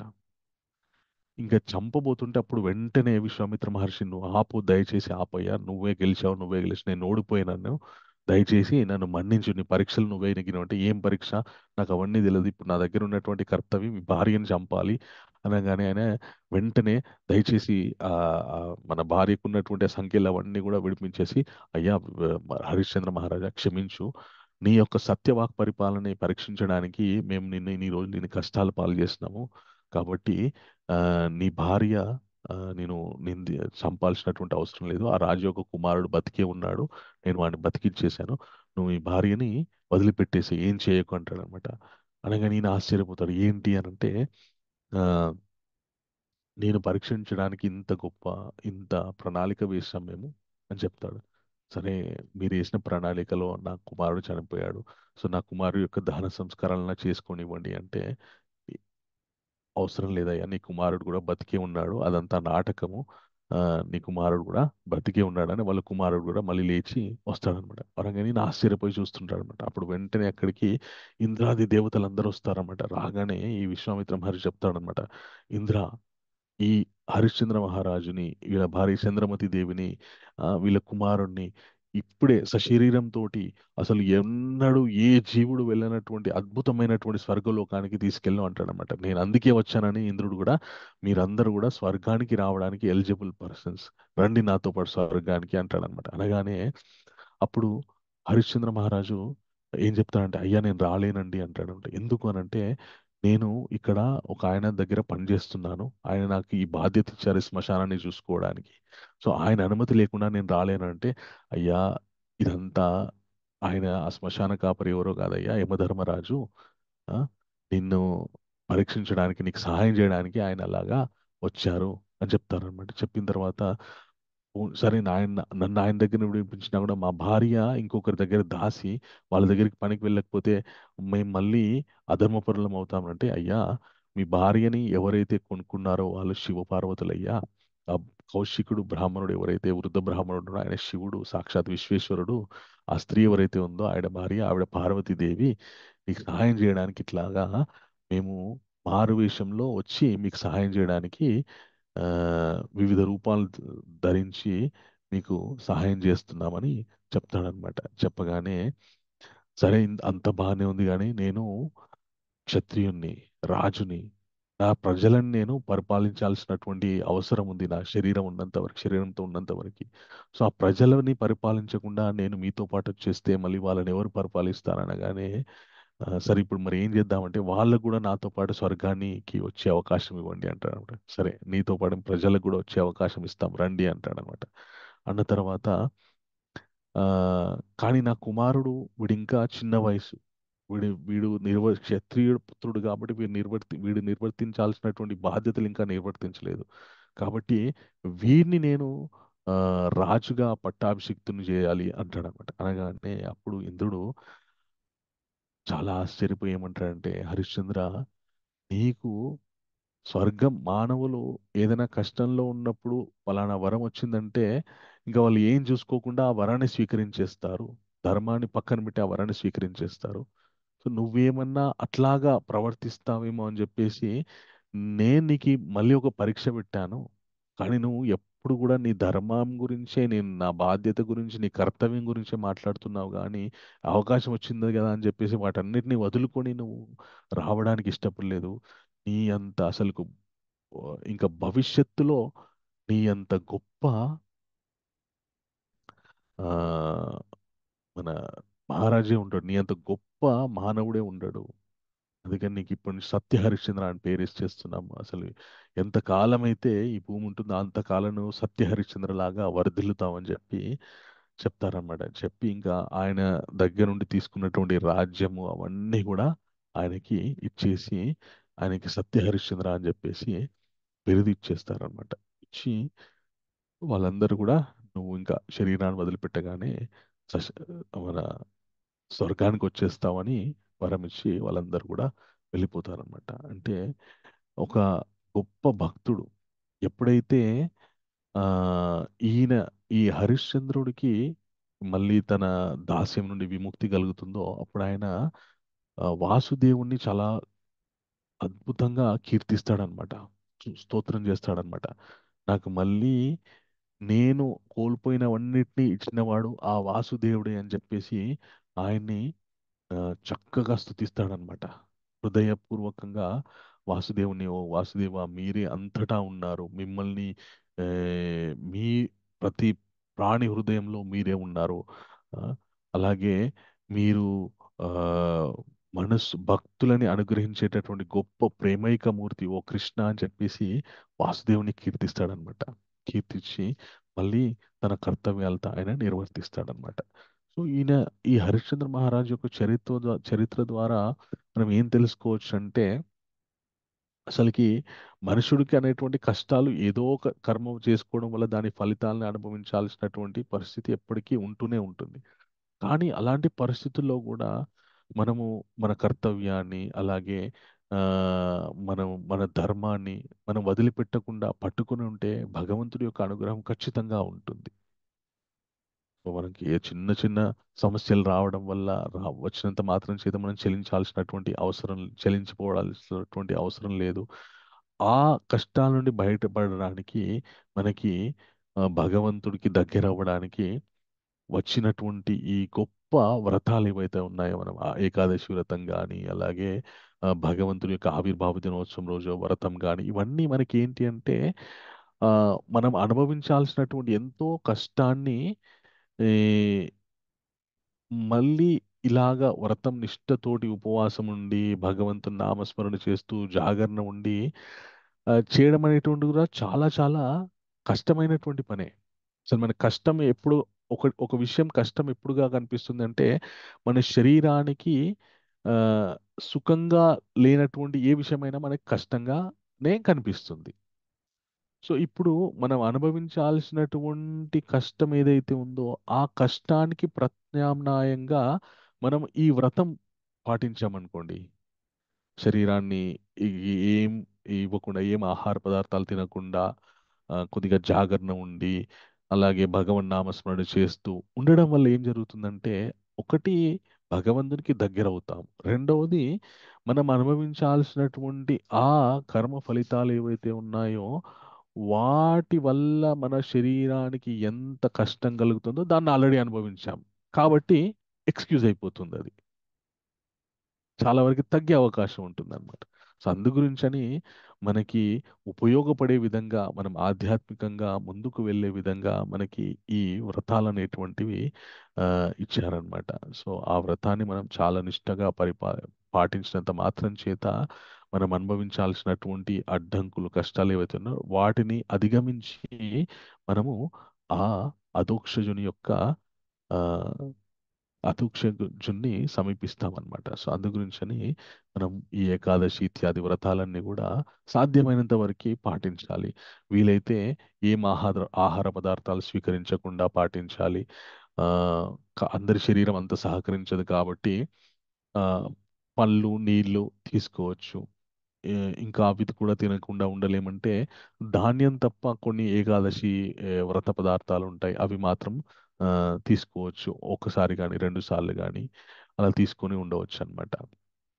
అలా కూడా ఉండలేమంటే ఏం పర్లేదు, నార్మల్ ఆహారం తీసుకొని భగవంతునికి అట్లీస్ట్ భగవంతునికి నివేదించి నార్మల్ ఆహారం తీసుకొని భగవన్ నామస్మరణతోటి గడిపితే గనక ఆ ఏకాదశి యొక్క ఆ గొప్ప మన ఫలితం ఏదైతే ఉందో మనకి ఖచ్చితంగా వస్తుంది. మనం భక్తిలో ముందుకెళ్ళడానికి మనకి ఉపయోగపడుతుంది అనమాట. అది ఈ అన్నద ఏకాదశి యొక్క గొప్ప మాహాత్మ్యం. హరిశ్చంద్ర మహారాజు ఎంతో కష్టాలు అనుభవించే ఎన్నో కష్టాలు, అసలు మానవులు అనుభవించలేనటువంటి కష్టాలు పడ్డాడు ఆయన. అంత కష్టంలో ఉన్నటువంటి మహారాజు కూడా ఈ అన్నద ఏకాదశి పాటించడం వల్ల ఆయన అనుభవించాల్సినటువంటి ఫలితానికి ప్రత్యామ్నాయంగా ఈ ఏకాదశి రోజు ఉపవాసం ఉండి ఉపవాస దీక్ష తీసుకోవడం వల్ల అదంతా సెటిల్ అయిపోయి మళ్ళీ ఆయన త్వరలో తొందరగా ఆయన కష్టాల నుండి విముక్తుడైపోయి మళ్ళీ పూర్వ వైభవాన్ని ఆయన పొందారనమాట. సో అది ఈ అన్నద ఏకాదశి యొక్క గొప్పతనం. సాధ్యమైనంత వరకు ఏకాదశి వ్రతాన్ని పాటించడానికి ప్రయత్నం చేయండి. ఓకే, హరే కృష్ణ. హరి ఎస్, బోల్ ప్రభుజీ, ధన్యవాద్ ప్రభుజీ. హరే కృష్ణ చాలా మాతాజీ. రోజుల తర్వాత మళ్ళీ హరిశ్చంద్రుడి కథ విన్నాము. చాలా సంతోషం. ఓకే, కొందరు హ్యాండ్ హరి రేస్ బోల్ చేశారు. ప్రభుజీ. గిరిజా రామారావు మాతాజీ. హరి బోల్ ప్రభుజీ. హరే కృష్ణ. హరి బోల్ ప్రభుజీ. హరే హరే కృష్ణ. కృష్ణ ప్రభుజీ. హరే కృష్ణ. హరి బోల్ ప్రభుజీ. హరే కృష్ణ. చాలా గిరిజా బాగుంది. మాతాజీ, మీకేం ప్రశ్న ఉందా? హరే కృష్ణ హరే ప్రభుజీ, ఎంత హరే బాగుందో కృష్ణ. కదా, ప్రశాంతంగా చక్కగా హరి బోల్ కదలకుండా విన్నాం. ప్రభుజీ. హరి బోల్. నాళ్ళ హరే తర్వాత కృష్ణ హరే కృష్ణ ప్రభుజీ, దండాత్ ప్రణామం. హరే కృష్ణ దండత్. హరే కృష్ణ ప్రభుజీ, దండ ప్రణామాలు. చాలా బాగా చెప్పారు. ఎప్పుడో చిన్నప్పుడు విన్నాము. ఓకే. హరే కృష్ణ ప్రభుజీ, దండవత్ ప్రణామ్. హరే హరే కృష్ణ. కృష్ణ ప్రభుజీ, హరే దండవత్ కృష్ణ ప్రణామం. ప్రభుజీ. దండవత్ ప్రణామం ప్రభుజీ. హరే కృష్ణ. సో కొందరు హ్యాండ్ హరే రేస్ చేసి కృష్ణ పెట్టారు. ప్రభుజీ, ఏమైనా దండవత్ ప్రశ్న ప్రణామాలు. ఉంటే మాతాజీ తెలుసుకుందాం. ప్రభుజీ, హరే ధన్యవాద కృష్ణ. ప్రణామ్. దండత్ హరే ప్రణామం. కృష్ణ. ఎవరికైనా క్వశ్చన్స్ ఉంటే, అంటే ఇప్పుడు హ్యాండ్ రైజ్ చేశారు, అడగండి. గిరిజ మాతాజీ అడగండి ఫస్ట్. హరే కృష్ణ ప్రభుజీ. ధన్యవాద్ ప్రణాం. హరే కృష్ణ దండత్. మిగతా వాళ్ళు మ్యూట్ లో ఉండండి దయచేసి. హరే కృష్ణ. అన్మ్యూట్ చేసుకోండి గిరిజా మాతాజీ. చెప్పండి. హరే కృష్ణ ప్రభుజీ, దండవత్ ప్రణామ్ దండత్ ప్రభుజీ. ప్రణామం కదా మాతాజీ. శుభాకాంక్షలు. నిజంగానే అందరూ అన్నట్టుగా మా చిన్నతనంలో చూశాను ప్రభుజీ. మళ్ళీ ఈ రోజు విన్నాను హరిశ్చంద్ర కథ. చక్కగా కళ్ళకు కట్టినట్టు మనము ధర్మంగా ఉండాలని, మనం నీతిగా ఉండాలి, సత్యంగా ఉండాలని మరోసారి మళ్ళీ ప్రబోధించే ప్రభుజీ. చాలా చాలా ధన్యవాదాలు ప్రభుజీ. మీ క్లాస్ అంటే ఓ స్టోరీ, కొత్త స్టోరీ వస్తుందని నన్ను ఎదురు చూడాలి ప్రభుజీ. అంత చక్కగా చెప్తారు, అందరినీ ఇన్స్పైర్ చేస్తారు. చాలా చాలా సంతోషం ప్రభుజీ. Thank you Mataji. ఏకాదశి శుభాకాంక్షలు ప్రభుజీ. థ్యాంక్ నేను యూ. తప్పకుండా, నేను అంటే కొంచెం బాగాలేక ఒక చాంటింగ్ ఒకటే చేయగలుగుతున్నా ప్రభుజీ. పర్వాలేదు, పర్వాలేదు. నేను క్లాసెస్ కూడా హరే కృష్ణ మాతాజీ. ఓకే, నెక్స్ట్ చందన మాతాజీ, మీ క్వశ్చన్ ఏంటి? హరే కృష్ణ ప్రభు, దండవత్ హరే ప్రణామ్. కృష్ణ మాతాజీ. దండత్ ప్రణామం ప్రభు మాతాజీ. నేనైతే ఫస్ట్ టైం ప్రభు ఇది వినడము, ఇంతవరకు అసలు వినలేదు ఈ స్టోరీ. ఓకే. ఆ హరిశ్చంద్ర ఫస్ట్ టైం మహారాజ్. ప్రభు, చాలా చాలా బాగా అనిపించింది ప్రభు ఫస్ట్ టైం. ప్రభు థ్యాంక్ యూ ఒక మాతాజీ. డౌట్, ఈ ఏకాదశి వ్రతాన్ని ఫాలో అవ్వమని చెప్పింది ఎవరు ప్రభు? హరిశ్చంద్ర ప్రభు, హరిశ్చంద్ర మహారాజ్ గౌతమ ముని. గౌతమ ముని. ఓకే, వాళ్ళ బాబు పేరు చెప్పారు ప్రభు, అది ఒకసారి నాకు స్ట్రైక్ ఒకసారి చెప్పరా? Lohitaksha. Lohitaksha. Okay okay, fine ప్రభు. థ్యాంక్ యూ ప్రభు, thank you so much. Okay చాలా మాతాజీ. బాగుంది ప్రభు. హరే కృష్ణ. థ్యాంక్ యూ మాతాజీ. Thank you. హరే కృష్ణ. నాగమణి మాతాజీ, నాగమణి మంచాల హరే మాతాజీ. హరే కృష్ణ ప్రభుజీ, ప్రణామ్. హరే కృష్ణ మాతాజీ. దండత్ ప్రణామం. ఈ హరిశ్చంద్ర మహారాజుకు ముందు మహారాజుగా ఉన్నప్పుడు ఆయన పేరేంటి ప్రభుజీ? హరిశ్చంద్ర అని ఆయన పేరేమో హరిశ్చంద్ర. అయితే ఆయన ఎప్పుడైతే పేరు ఆయన పేరే హరిశ్చంద్ర, ఆయన ఎప్పుడైతే ఇంకా కఠినమైనటువంటి కఠోరమైనటువంటి నిష్ఠతోని సత్యంనే పలకడం, ఎన్ని కష్టాలు వచ్చినా కూడా సత్యాన్నే పలుకుతూ ఉండడం వల్ల ఆయనకి సత్య హరిశ్చంద్ర అని బిరుదిచ్చారనమాట. సత్య అని ఆయన హరిశ్చంద్ర నామం ముందు ఈయన ఎప్పుడు సత్యమే పలుకుతాడని చెప్పేసి ఇప్పటి నుండి ఈయనని సత్య హరిశ్చంద్ర అనాలని కేవలం హరిశ్చంద్ర కాదు, సత్య హరిశ్చంద్ర అనాలని చెప్పేసి చెప్పారు అని బిరుదిచ్చారనమాట. ఓకే. హరే కృష్ణ ప్రభుజీ. హరే కృష్ణ. ఎస్ కృష్ణకుమారి మాతాజీ, మీకేం ప్రశ్న? హరే కృష్ణ ప్రభుజీ. ప్రశ్న హరే కృష్ణ. గురించి కాదు, కానీ ఆ, ఇంత వివరంగా మాకు చిన్నప్పుడు కూడా ఇంత వివరంగా చెప్పలేదు ప్రభుజీ. మొత్తం అంటే ఏదో కొంచెం అట్లా అబ్బాయి అది ఇది 3-4 ముక్కలలోనే పెద్దగా చేసి చెప్పేవారు, కానీ ఇంత వివరంగా చెప్పలేదు ప్రభుజీ. చాలా థ్యాంక్ యూ ప్రభుజీ, సో మచ్. హరే హరే కృష్ణ కృష్ణ. ప్రభుజీ. Hare thank you. కోట ఉషా మాతాజీ, మీ ప్రశ్న ఏంటి? హరే కృష్ణ ప్రభుజీ. హరే కృష్ణ మాతాజీ. ప్రభుజీ దండవత్ ప్రణామం ప్రభుజీ. నేను ఆ నమస్తే. స్టోరీ అంతా మీరు చెప్తుంటే రాసుకున్నాను ప్రభుజీ. చాలా బాగా చెప్పారు ప్రభుజీ. కళ్ళంటి నీళ్ళు వచ్చాయి ప్రభుజీ. ఏం ప్రశ్న ఉందా మాతాజీ? లేదు ప్రభుజీ, ఇదే చెప్పడానికే థ్యాంక్ యూ చేశాను. వెరీ చాలా బాగా మచ్. చెప్పారు. హరే కృష్ణ. ఎస్ పావని మాతాజీ, మీ ప్రశ్న ఏంటి? హరే కృష్ణ ప్రభుజీ, దండవత్ ప్రణామ్. దండత్ ప్రణామం సో మాతాజీ. నా నా డౌట్ ఏంటంటే ప్రభుజీ, యాక్చువల్ గా హరిశ్చంద్ర మహారాజు సంతానం కోసం వరుణదేవుడిని ప్రార్థించారు, తద్వారా సంతానాన్ని పొందారు. మ్మ్. మరి ఇప్పుడు మనం కథ మొత్తం విన్నాక కూడా ఎక్కడా కూడా మరి వరుణుడు అడిగాడు కదా ఇచ్చేయమని, మ్మ్. అది ఏమైంది ప్రభుజీ? మరి ఇది ఇవ్వలేదు ఆ, కదా, ఇచ్చారు. అయితే ఎప్పుడైతే సంతానం కలిగిన తర్వాత ఆ మొదట ఎప్పుడైతే పిల్లోడు పెద్దగా పెరుగుతుంటాడో అప్పుడు అడుగుతాడనమాట వర్ణుడు. అడిగితే ఈయన ఇంకొన్ని రోజులు ఆగండి, ఇంకొన్ని రోజులు ఆగండి అని ఈయన డిలే చేస్తుంటాడు. ఈ లోపల ఈయనకి ఈ కష్టం వచ్చి పడుతుంది. ఓకే. సో ఇంకా డిలే తర్వాత చేసి ఈయన ఇంత సత్యవాక్ పరిపాలన చూసేసి ఈయనకి అందరూ వరాలు ఇచ్చేస్తూ ఉంటారు కదా. కాబట్టి ఇంకా ఈయన కొడుకును కూడా ఆ ఇంకా ఈయన తర్వాత యువరాజుగా అందరూ ఆశీర్వదిస్తారు. కాబట్టి ఇంకా వరుణునికి మళ్ళీ సపరేట్ గా ఇవ్వాల్సినటువంటి ఆ అవసరం లేకుండా అయిపోతుంది అనమాట. ఓకే, సత్యవాక్ పరిపాలన వల్లే మళ్ళీ తన భార్యని భార్యని, కొడుకుని పుత్రుణ్ణి తిరిగి పొందారు. ఆ, అంతే. అది హరే కృష్ణ ప్రభు. ధన్యవాదాలు. Hare Krishna. Okay, 1+ pad go అని ఉన్నారు ఎవరండి? హరే కృష్ణ ప్రభు. హరే కృష్ణ ప్రభు. మీ ప్రశ్న ఏంటి ప్రభు? అంటే విశ్వాస్ దీంతో మన ఏకాదశి కథలోని ఆ, గౌతముని హరిశ్చంద్ర దగ్గరికి వస్తారు. అంటే ఆ, హరిశ్చంద్రకి దర్శనం ఇచ్చి తర్వాత మీరు ఇలాగ ఏకాదశి చేయండి అని. ఏకాదశి చేస్తే మీ పాపాలు ఏదైతే ఉంటాయో అన్ని క్షీణించి మళ్ళీ మీరు ఇది అవుతుంది. ఆ, ఇప్పుడు ఓకే. ఈయన చాలా గొప్ప రాజు, అవును.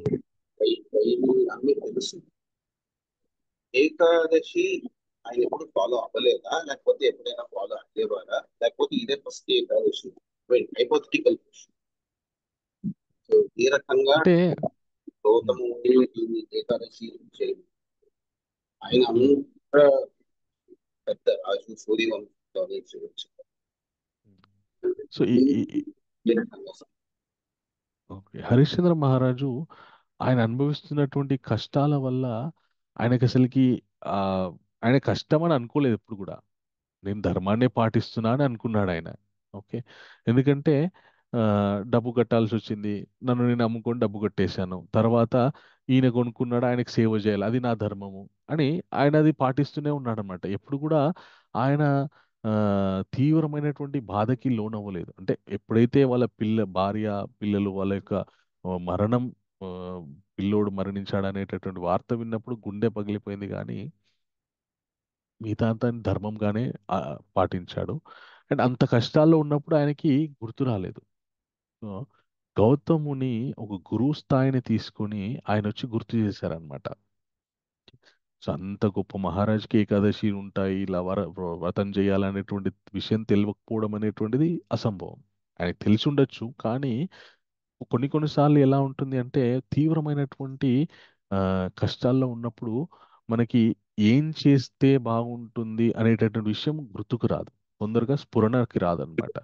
మనకి ఆ మహాభారతంలో కూడా అర్జునుడు ఎంత గొప్ప యోధుడు, ఎంత గొప్ప ధర్మతత్పరుడు అయినప్పటికీ కూడా ఆయన ఆ మనస్సులో ఆ భయం మొదలైనప్పుడు, హృదయ దౌర్బల్యం మొదలైనప్పుడు ఆయనకి ఏం చేయాలో అర్థం కాక కృష్ణుడిని మళ్ళీ గురువుగా స్వీకరించాడనమాట. అలాగా ఎంత గొప్పవారైనప్పటికీ కూడా విపరీతమైనటువంటి కష్టాల్లో ఉన్నప్పుడు కొన్ని కొన్నిసార్లు స్ఫురణకి రాదనమాట, ఆ స్మృతి రాదు.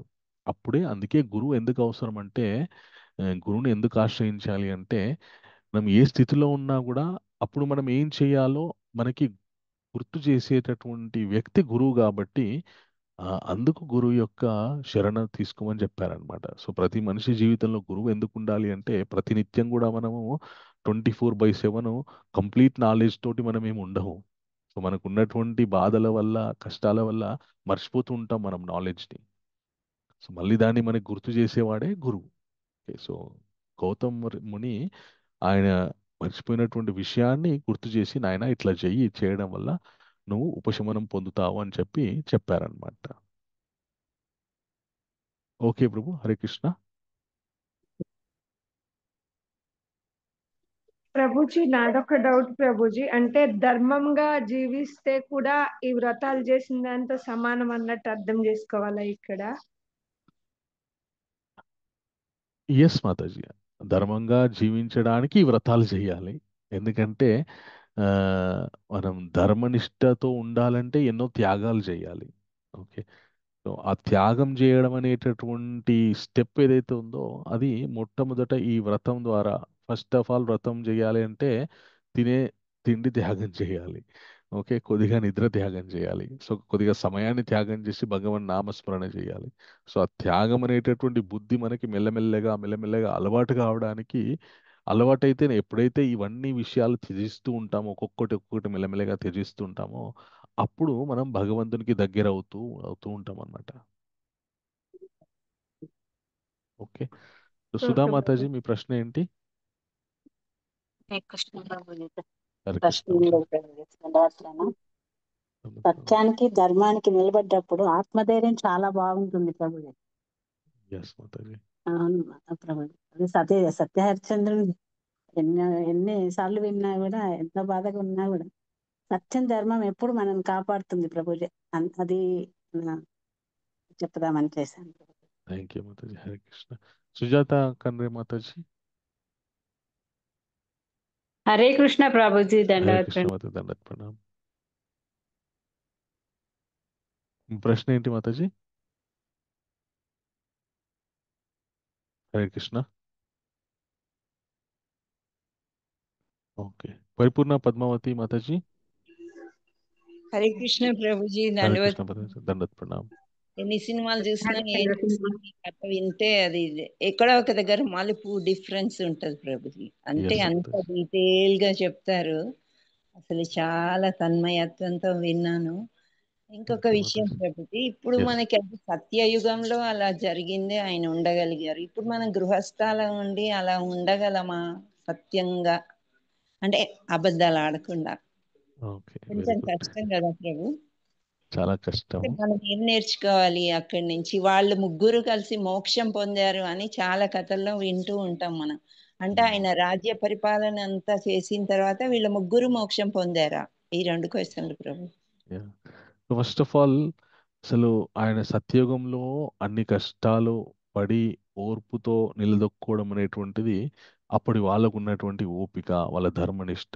ఆ, ఆ, అయితే కలియుగానికి వచ్చేసరికి అంత ఓపిక ఎవరికి ఉండదు. అంత ధర్మనిష్టతో అంత సత్యవాక్ పరిపాలన ఎవరు చేయలేదు. మనం ఊరికేనే మనం కామెడీ కూడా అబద్ధాలు ఆడేస్తూ ఉంటాం మనం.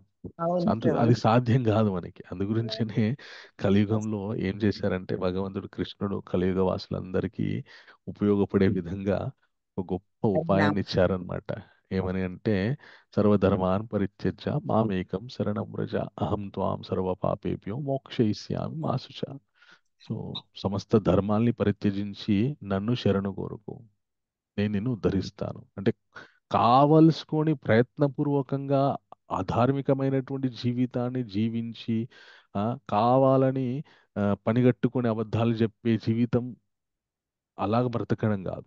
మన వల్ల ఎన్నో కొన్నిసార్లు ఇప్పుడు ఉన్నటువంటి పరిస్థితుల్లో మనకి ఆ, అబద్ధం ఆడొద్దని ఉన్నా కూడా ఆడకుండా ఉండలేం. కొన్ని సార్లు. ఓకే. సో ఎంత ధర్మంగా ఉండాలన్నా కూడా అది కలియుగంలో చాలా అసాధ్యం ధర్మంగా ఉండడం అనేటువంటిది. మన ప్రయత్నం మనం చెయ్యాలి, కానీ స్వామి ఎంత చేసినా నా వల్ల అవ్వట్లేదు, కాబట్టి నాకు నేను మీరు చెప్పినటువంటి అతి ముఖ్యమైనటువంటి ధర్మం ఏదైతే ఉందో మిమ్మల్ని శరణుకోవడం, దానికి నేను ప్రయత్నిస్తాను అనే ఒక సంకల్పంతో మనం ఉన్నామనుకోండి, అవి పాటించకపోయినా కూడా మనకి ఆ, మనము భగవంతుని యొక్క కృప మనకి ఖచ్చితంగా దొరుకుతుంది. అందుకే ఆ, కలియుగంలో మొట్టమొదట కలియుగం స్టార్ట్ అవుతుందనగా భగవద్గీత ఎందుకు ఇచ్చారంటే భగవంతుడు అందు గురించి అన్నమాట. ఎన్నో విషయాలు మన వల్ల సాధ్యం పడవు మనం చేయడానికి, వాటికి ప్రత్యామ్నాయంగా ఈ యొక్క గొప్ప ఉపాయాన్ని మనకు భగవంతుడు ఇచ్చాడనమాట. అండ్ ఇంకొకటి, ఎస్, వాళ్ళ కుటుంబం మొత్తం హరిశ్చంద్ర మహారాజు, చంద్రమతి దేవి, అలాగే లోహితాశ్రు, వీళ్ళందరికీ కూడా ఉత్తమ గతులు దక్కాయి మాతాజీ శరీరం వదిలిపెట్టిన తర్వాత. Thank you. మరి హరిశ్చంద్ర మహారాజ్కి అయితే సశరీరంగా వెళ్ళే అవకాశం దొరికింది. ఇంకా వాళ్ళ కొడుకుకి ఆయన రాజ్య పరిపాలన అనేటువంటి కర్తవ్యాన్ని నిర్వర్తించిన తర్వాత ఆ, ఇంకా ఆయన సమయం అయిపోయిన తర్వాత ఆయనకు కూడా ఆ, మన ఉత్తమ గతులు దక్కాయి అన్నమాట. Okay. Hare Hare Krishna. Krishna. Thank you so much. Hare welcome Krishna. మాతాజీ. Hare Krishna. Happy Ekadashi to you thank you ప్రభు. మాతాజీ. థ్యాంక్ యూ సో మచ్ ఇంత బాగా చెప్పినందుకు. Thank you. వెల్కమ్ మాతాజీ. పులంకి హరే కృష్ణ జానకి రామయ్య ప్రభు. హరే కృష్ణ ప్రభుజీ, హరే దండవత్ కృష్ణ. ప్రణాం. తనత్ ప్రణాం. ప్రభుజీ, హరిశ్చంద్ర నాటకం పద్యాలు రాగాల రూపంలో విన్నాం, వచనముల రూపంలో స్పష్టంగా చెప్పారు ప్రభుజీ. Thank you. అయితే ప్రభుజీ, నాకు ఉన్న డౌట్ ఏంటంటే, ఆ, ఇప్పుడు ఈ కలియుగంలో యుధిష్ఠిర మహారాజు కృష్ణుడి దగ్గరికి వెళ్ళి ఈ వ్రతాల గురించి అడుగుతారు, ఏకాదశి వ్రతాల గురించి. అవును. ఇప్పుడు ఓకే, ఇలా జరుగుతుంది. మరి ఉమ్, ఆ యుగంలో కూడా ఈ వ్రతాలు ఉండేవా? ఒకటోది. ఉమ్, రెండోది ఏంటంటే, ఇప్పుడు సత్య హరిశ్చంద్రుడు ఇక్ష్వాకు వంశం వారే, రాముడు కూడా ఇక్ష్వాకు వంశం వారే. ఉమ్, రాముడికి ఉమ్, సత్య హరిశ్చంద్రుడు 33వ తాత. అంటే ఉమ్, హరిశ్చంద్రుడి కొడుకు లోహితాసు ఇలాగొస్తే భరతుడు కొడుకు రాముడు. ఉమ్. అంటే ఆ దశరథుడు. రాముడి సమయంలో కూడా విశ్వామిత్రుడు ఉన్నారు, ఉమ్, హరిశ్చంద్రుడి సమయంలో కూడా విశ్వామిత్రుడు ఉన్నారు. అంటే విశ్వామిత్రుడు ఈ శరీరముతోనే ఆ కాలంలో ఈ కాలం నుంచి ఉన్నారా, శరీరాలు మారుస్తూ ఉన్నారా? ఒకసారి వివరంగా చెప్పండి ప్రభుజీ. ఓకే, షూర్ ప్రభు. సో ఈ వ్రతాలు అనేటువంటి ఏకాదశి వ్రతాలు అనేటువంటి ఎప్పుడు ఉన్నాయి. ఓకే, ఎప్పటి నుంచి అయితే ఇంకా మానవ సృష్టి మొదలైందో, ఎప్పుడైతే ఆ, సృష్టి మొదలైందో, ఆ సృష్టి మొదలైన వెంటనే వేదం వాక్కు ద్వారా, మనకి వాణి ద్వారా మనకి లభించింది. ఇంకెప్పుడైతే మనుషుల యొక్క జీవితం మొదలైందో అప్పటి ఈ ఏకాదశి, ఈ వ్రతాలు అనేటువంటివి ఉన్నాయి. సో ఎప్పటికీ వ్రతాలు ఉన్నాయి. తర్వాతి ప్రశ్న, ఆ, అయితే ఆ, సత్యయుగంలో మనుషుల యొక్క జీవితం, మనుషుల యొక్క వయస్సు 1,00,000 సంవత్సరాలు ఉండేది. ఓకే. సో ఆ తర్వాత ఆ, మన త్రేతాయుగంకి వచ్చేసరికి అది 10,000కి తగ్గిపోయింది. ద్వాపర యుగానికి వచ్చేసరికి అది 1,000 సంవత్సరాలకి తగ్గిపోయింది. కలియుగానికి వచ్చేసరికి 100 సంవత్సరాలు, అంతే. ఇంతకంటే ఎక్కువ బతికితే గొప్ప. సో ఆయా యుగాల్లో చాలా దీర్ఘమైనటువంటి ఆయుష్ ఉండేది. ఉదాహరణకి త్రేతాయుగంలో మన దశరథ మహారాజు, రామచంద్రమూర్తి యొక్క తండ్రి గారైనటువంటి దశరథ మహారాజు, ఆయన 60,000 సంవత్సరాలు పరిపాలించారు. రామచంద్రుడు 11,000 సంవత్సరాలు ఆయన రాజ్య పరిపాలన చేశారు. సో అప్పటి వాళ్ళ వయసు చాలా దీర్ఘమైనటువంటి వయసు ఉండేదన్నమాట. ఒక సామాన్యమైన ఒక క్షత్రియుల వయస్సే అంత ఉంటే, తపస్విలు వీళ్ళు విశ్వామిత్ర మహర్షి, వశిష్ఠులు, వీళ్ళు ఎవరైతే ఉన్నారో వీళ్ళు గొప్ప తపస్సులు, వాళ్ళ వయసు ఇంకా దీర్ఘంగా ఉండేదన్నమాట. సో అట్లాగా విశ్వామిత్ర మహర్షి వాళ్ళు ఎంత కాలం బ్రతికినా కూడా వాళ్ళు సశరీరంగా చక్కగా శరీర పుష్టితోటి ఉండేవారు అనమాట. ఎందుకంటే వాళ్ళ తపస్సు అలాగ ఉండేది. సో ఇప్పుడంటే మనం అన్నీ ఆ, మన కెమికలైజ్డ్ ఫుడ్, అలాగే మన కాలుష్యంలో ఉన్నటువంటి వాతావరణ మధ్యలో నీరు కాలుష్యం, గాలి కాలుష్యం, ఆహారం కాలుష్యం, అన్ని కాలుష్యమైనటువంటి కల్తీ అయినటువంటి పదార్థాలు స్వీకరించడం వల్ల మనకి ఆ వయస్సు తగ్గిపోయి ఆ, అరే అంతకాలం బ్రతుకుతారా అని అనిపిస్తుంది. కానీ మీరు పూర్వకాలంలో చూసుకుంటే కనుక 100, 90, 100, 110 సంవత్సరాలు చాలా ఈజీగా బ్రతికేవారు అనమాట. సో ఈ కలియుగంలోనే 100, 110, 120 సంవత్సరాలు బ్రతికిన వాళ్ళు ఉన్నారంటే మన ముందు యుగాల్లో ఎంతో దీర్ఘమైనటువంటి ఆయుష్తోటి ఉన్న వాళ్ళు ఎంతో మంది ఉన్నారు. అండ్ వాళ్ళకి వరాలు ఉండేవి అట్లా అంతకాలం బ్రతికడానికి. ఆ, ఒకటి వాళ్ళ తపస్సు వాళ్ళకి సహకరించేది అంత దీర్ఘాయుష్తో ఉండడానికి. 2 వాళ్ళకి గొప్ప గొప్ప వరాలు ఉన్నాయన్నమాట. వాళ్ళు ఎప్పుడంటే అప్పుడు శరీరాన్ని వదిలిపెట్టే వరాలు కూడా వాళ్ళకి ఉండేవన్నమాట. Okay Janakiramaiah Prabhu, me question, me Prabhuji, doubt thank you Prabhuji. Thank you. And ఈ రోజు నుండి మనము భగవద్గీత 18 అధ్యాయాలు 18 రోజుల కార్యక్రమాన్ని మళ్ళీ మొదలు పెట్టుకుంటున్నాము ఈరోజు సాయంత్రం నుండి. సో మీ బంధుమిత్రులందరికీ కూడా మన మెసేజ్ ఫార్వర్డ్ చేయండి, వాళ్ళని కూడా ఎంకరేజ్ చేయండి. భగవద్గీత వినడానికి మీరు ఎలాగైతే విని ధరించారో ఆ విధంగానే ఇతరులు కూడా వినడానికి మీరు కూడా సహకరించండి. ఓకే, హరే కృష్ణ. చాలా చాలా సంతోషం. అందరికీ మళ్ళీ ఒకసారి అన్నది ఏకాదశి యొక్క శుభాకాంక్షలు. అందరికీ హరే కృష్ణ భగవంతుని యొక్క కృప ఎల్లవేళలా ఉండాలని మనస్ఫూర్తిగా కోరుకుంటూ హరే కృష్ణ. హరే కృష్ణ ప్రభుజీ. హరే కృష్ణ. హరే కృష్ణ ప్రభుజీ, దండవత్ ప్రణాం. దండవత్ ప్రణాం.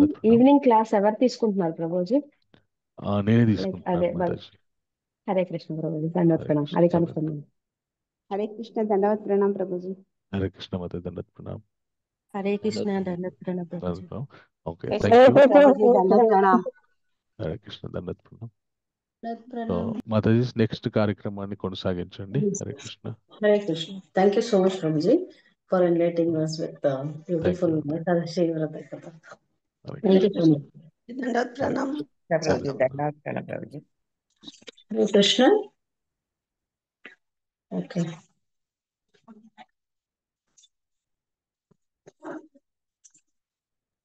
హరే కృష్ణ మాతాజీ. దండవత్ ప్రణాం మాతాజీ. హరే ఏకాదశి కృష్ణ శుభాకాంక్షలు మాతాజీ. ఏకాదశి శుభాకాంక్షలు అందరికీ. Thank you so much. Hare Krishna. ఎవరైనా ఒక సాంగ్ అదే వైష్ణవ కీర్తన చేయడానికి ఒక సాంగ్ పాడడానికి ఛాన్స్ ఉంది. ఎవరైనా చేస్తారంటే దయచేసి హ్యాండ్ రైజ్ చేయండి. ఓకే, సుధాకర్ ప్రభు. హరే కృష్ణ. హరే సుధాకర్ కృష్ణ మాత దండవత్. హరే కృష్ణ హరే మాతాజీ. మాతాజీ, రాధా మాతాజీ ఏదో మాట్లాడుతున్నారు. ఒక్క సెకండ్ ప్రభు. హరే ఓకే కృష్ణ. ఒక్క నిమిషం మాతాజీ. ప్రేయర్ రిక్వెస్ట్ లో గోవర్ధన్ ప్రభుజీ కూడా పేరు ఇది చేయండి మాతాజీ. హెల్త్ బాగాలేదు గోవర్ధన్ ప్రభుజీకి. చేసాం మాతాజీ, ఇందాక ఓకే చేసాము. మాతాజీ, థ్యాంక్ యూ. ప్రణాపాల ప్రభు హరే కృష్ణ. రాగానే. హరే కృష్ణ మాతాజీ. Thank you. ఓకే ప్రభు. ఓకే మాతాజీ, thank you. Hare Krishna. Okay మాతాజీ. ఓకే మాతాజీ. ఓకే, సుధాకర్ రెడ్డి ప్రభు, మీరు వైష్ణవ కీర్తన చేస్తారు ప్రభు. హరే కృష్ణ. అవును మాతాజీ. సరే చేయండి ప్రభు. ఇఫ్ పాసిబుల్ వీడియో ఆన్ చేసుకోండి. ఓకే. గంగాధర్ ప్రభు చెప్పింది చాలా మధురంగా ఉంది కాబట్టి మధురమైంది వాడాలని మాతాజీ. మధురాష్టకం. అదరం మధురం వదనం మధురం నయనం మధురం అసితం మధురం అదరం మధురం వదనం మధురం నయనం మధురం అసితం మధురం హృదయం మధురం గమనం మధురం మధురాధిపతేరఖిలం మధురం వచనం మధురం చరితం మధురం వసనం మధురం ఫలితం మధురం చలితం మధురం భ్రమితం మధురం మధురాధిపతేరఖిలం మధురం వేణుర్మధురం రేణుర్మధురా పానిర్మధురా పాదౌ మధురౌ నృత్యం మధురం సఖ్యం మధురం మధురాధిపతేరఖిలం మధురం గీతం మధురం పీతం మధురం భుక్తం మధురం సుప్తం మధురం రూపం మధురం తిలకం మధురం మధురాధిపతేరఖిలం మధురం కరణం మధురం తరణం మధురం హరణం మధురం రమణం మధురం వమితం మధురం శమితం మధురం మధురాధిపతేరఖిలం మధురం గుంజా మధురా మాలా మధురా యమునా మధురా వీచి మధురా సలిలం మధురం కమలం మధురం మధురాధిపతేరఖిలం మధురం గోపీ మధురా లీలా మధురా యుక్తం మధురం భుక్తం మధురం పృష్టం మధురం శిష్టం మధురం మధురాధిపతేరఖిలం మధురం గోపా మధురా గావో మధురా యుష్టిర్మధురా సృష్టిర్మధురా దళితం మధురం ఫలితం మధురం మధురాధిపతేరఖిలం మధురం మధురాధిపతేరఖిలం మధురం మధురాధిపతేరఖిలం మధురం Hare Krishna Krishna Krishna Hare Hare Hare Rama Rama Rama Hare Hare Hare Krishna Hare Krishna Hari Hari Bol. Thank you so much, Prabhuji, for wonderful singing. Mataji, Hari Hari Bol.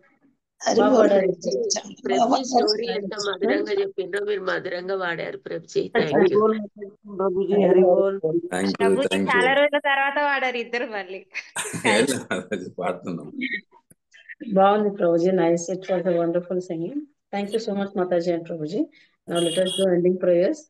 Thank you so much, Mataji and Prabhuji, for joining today's session.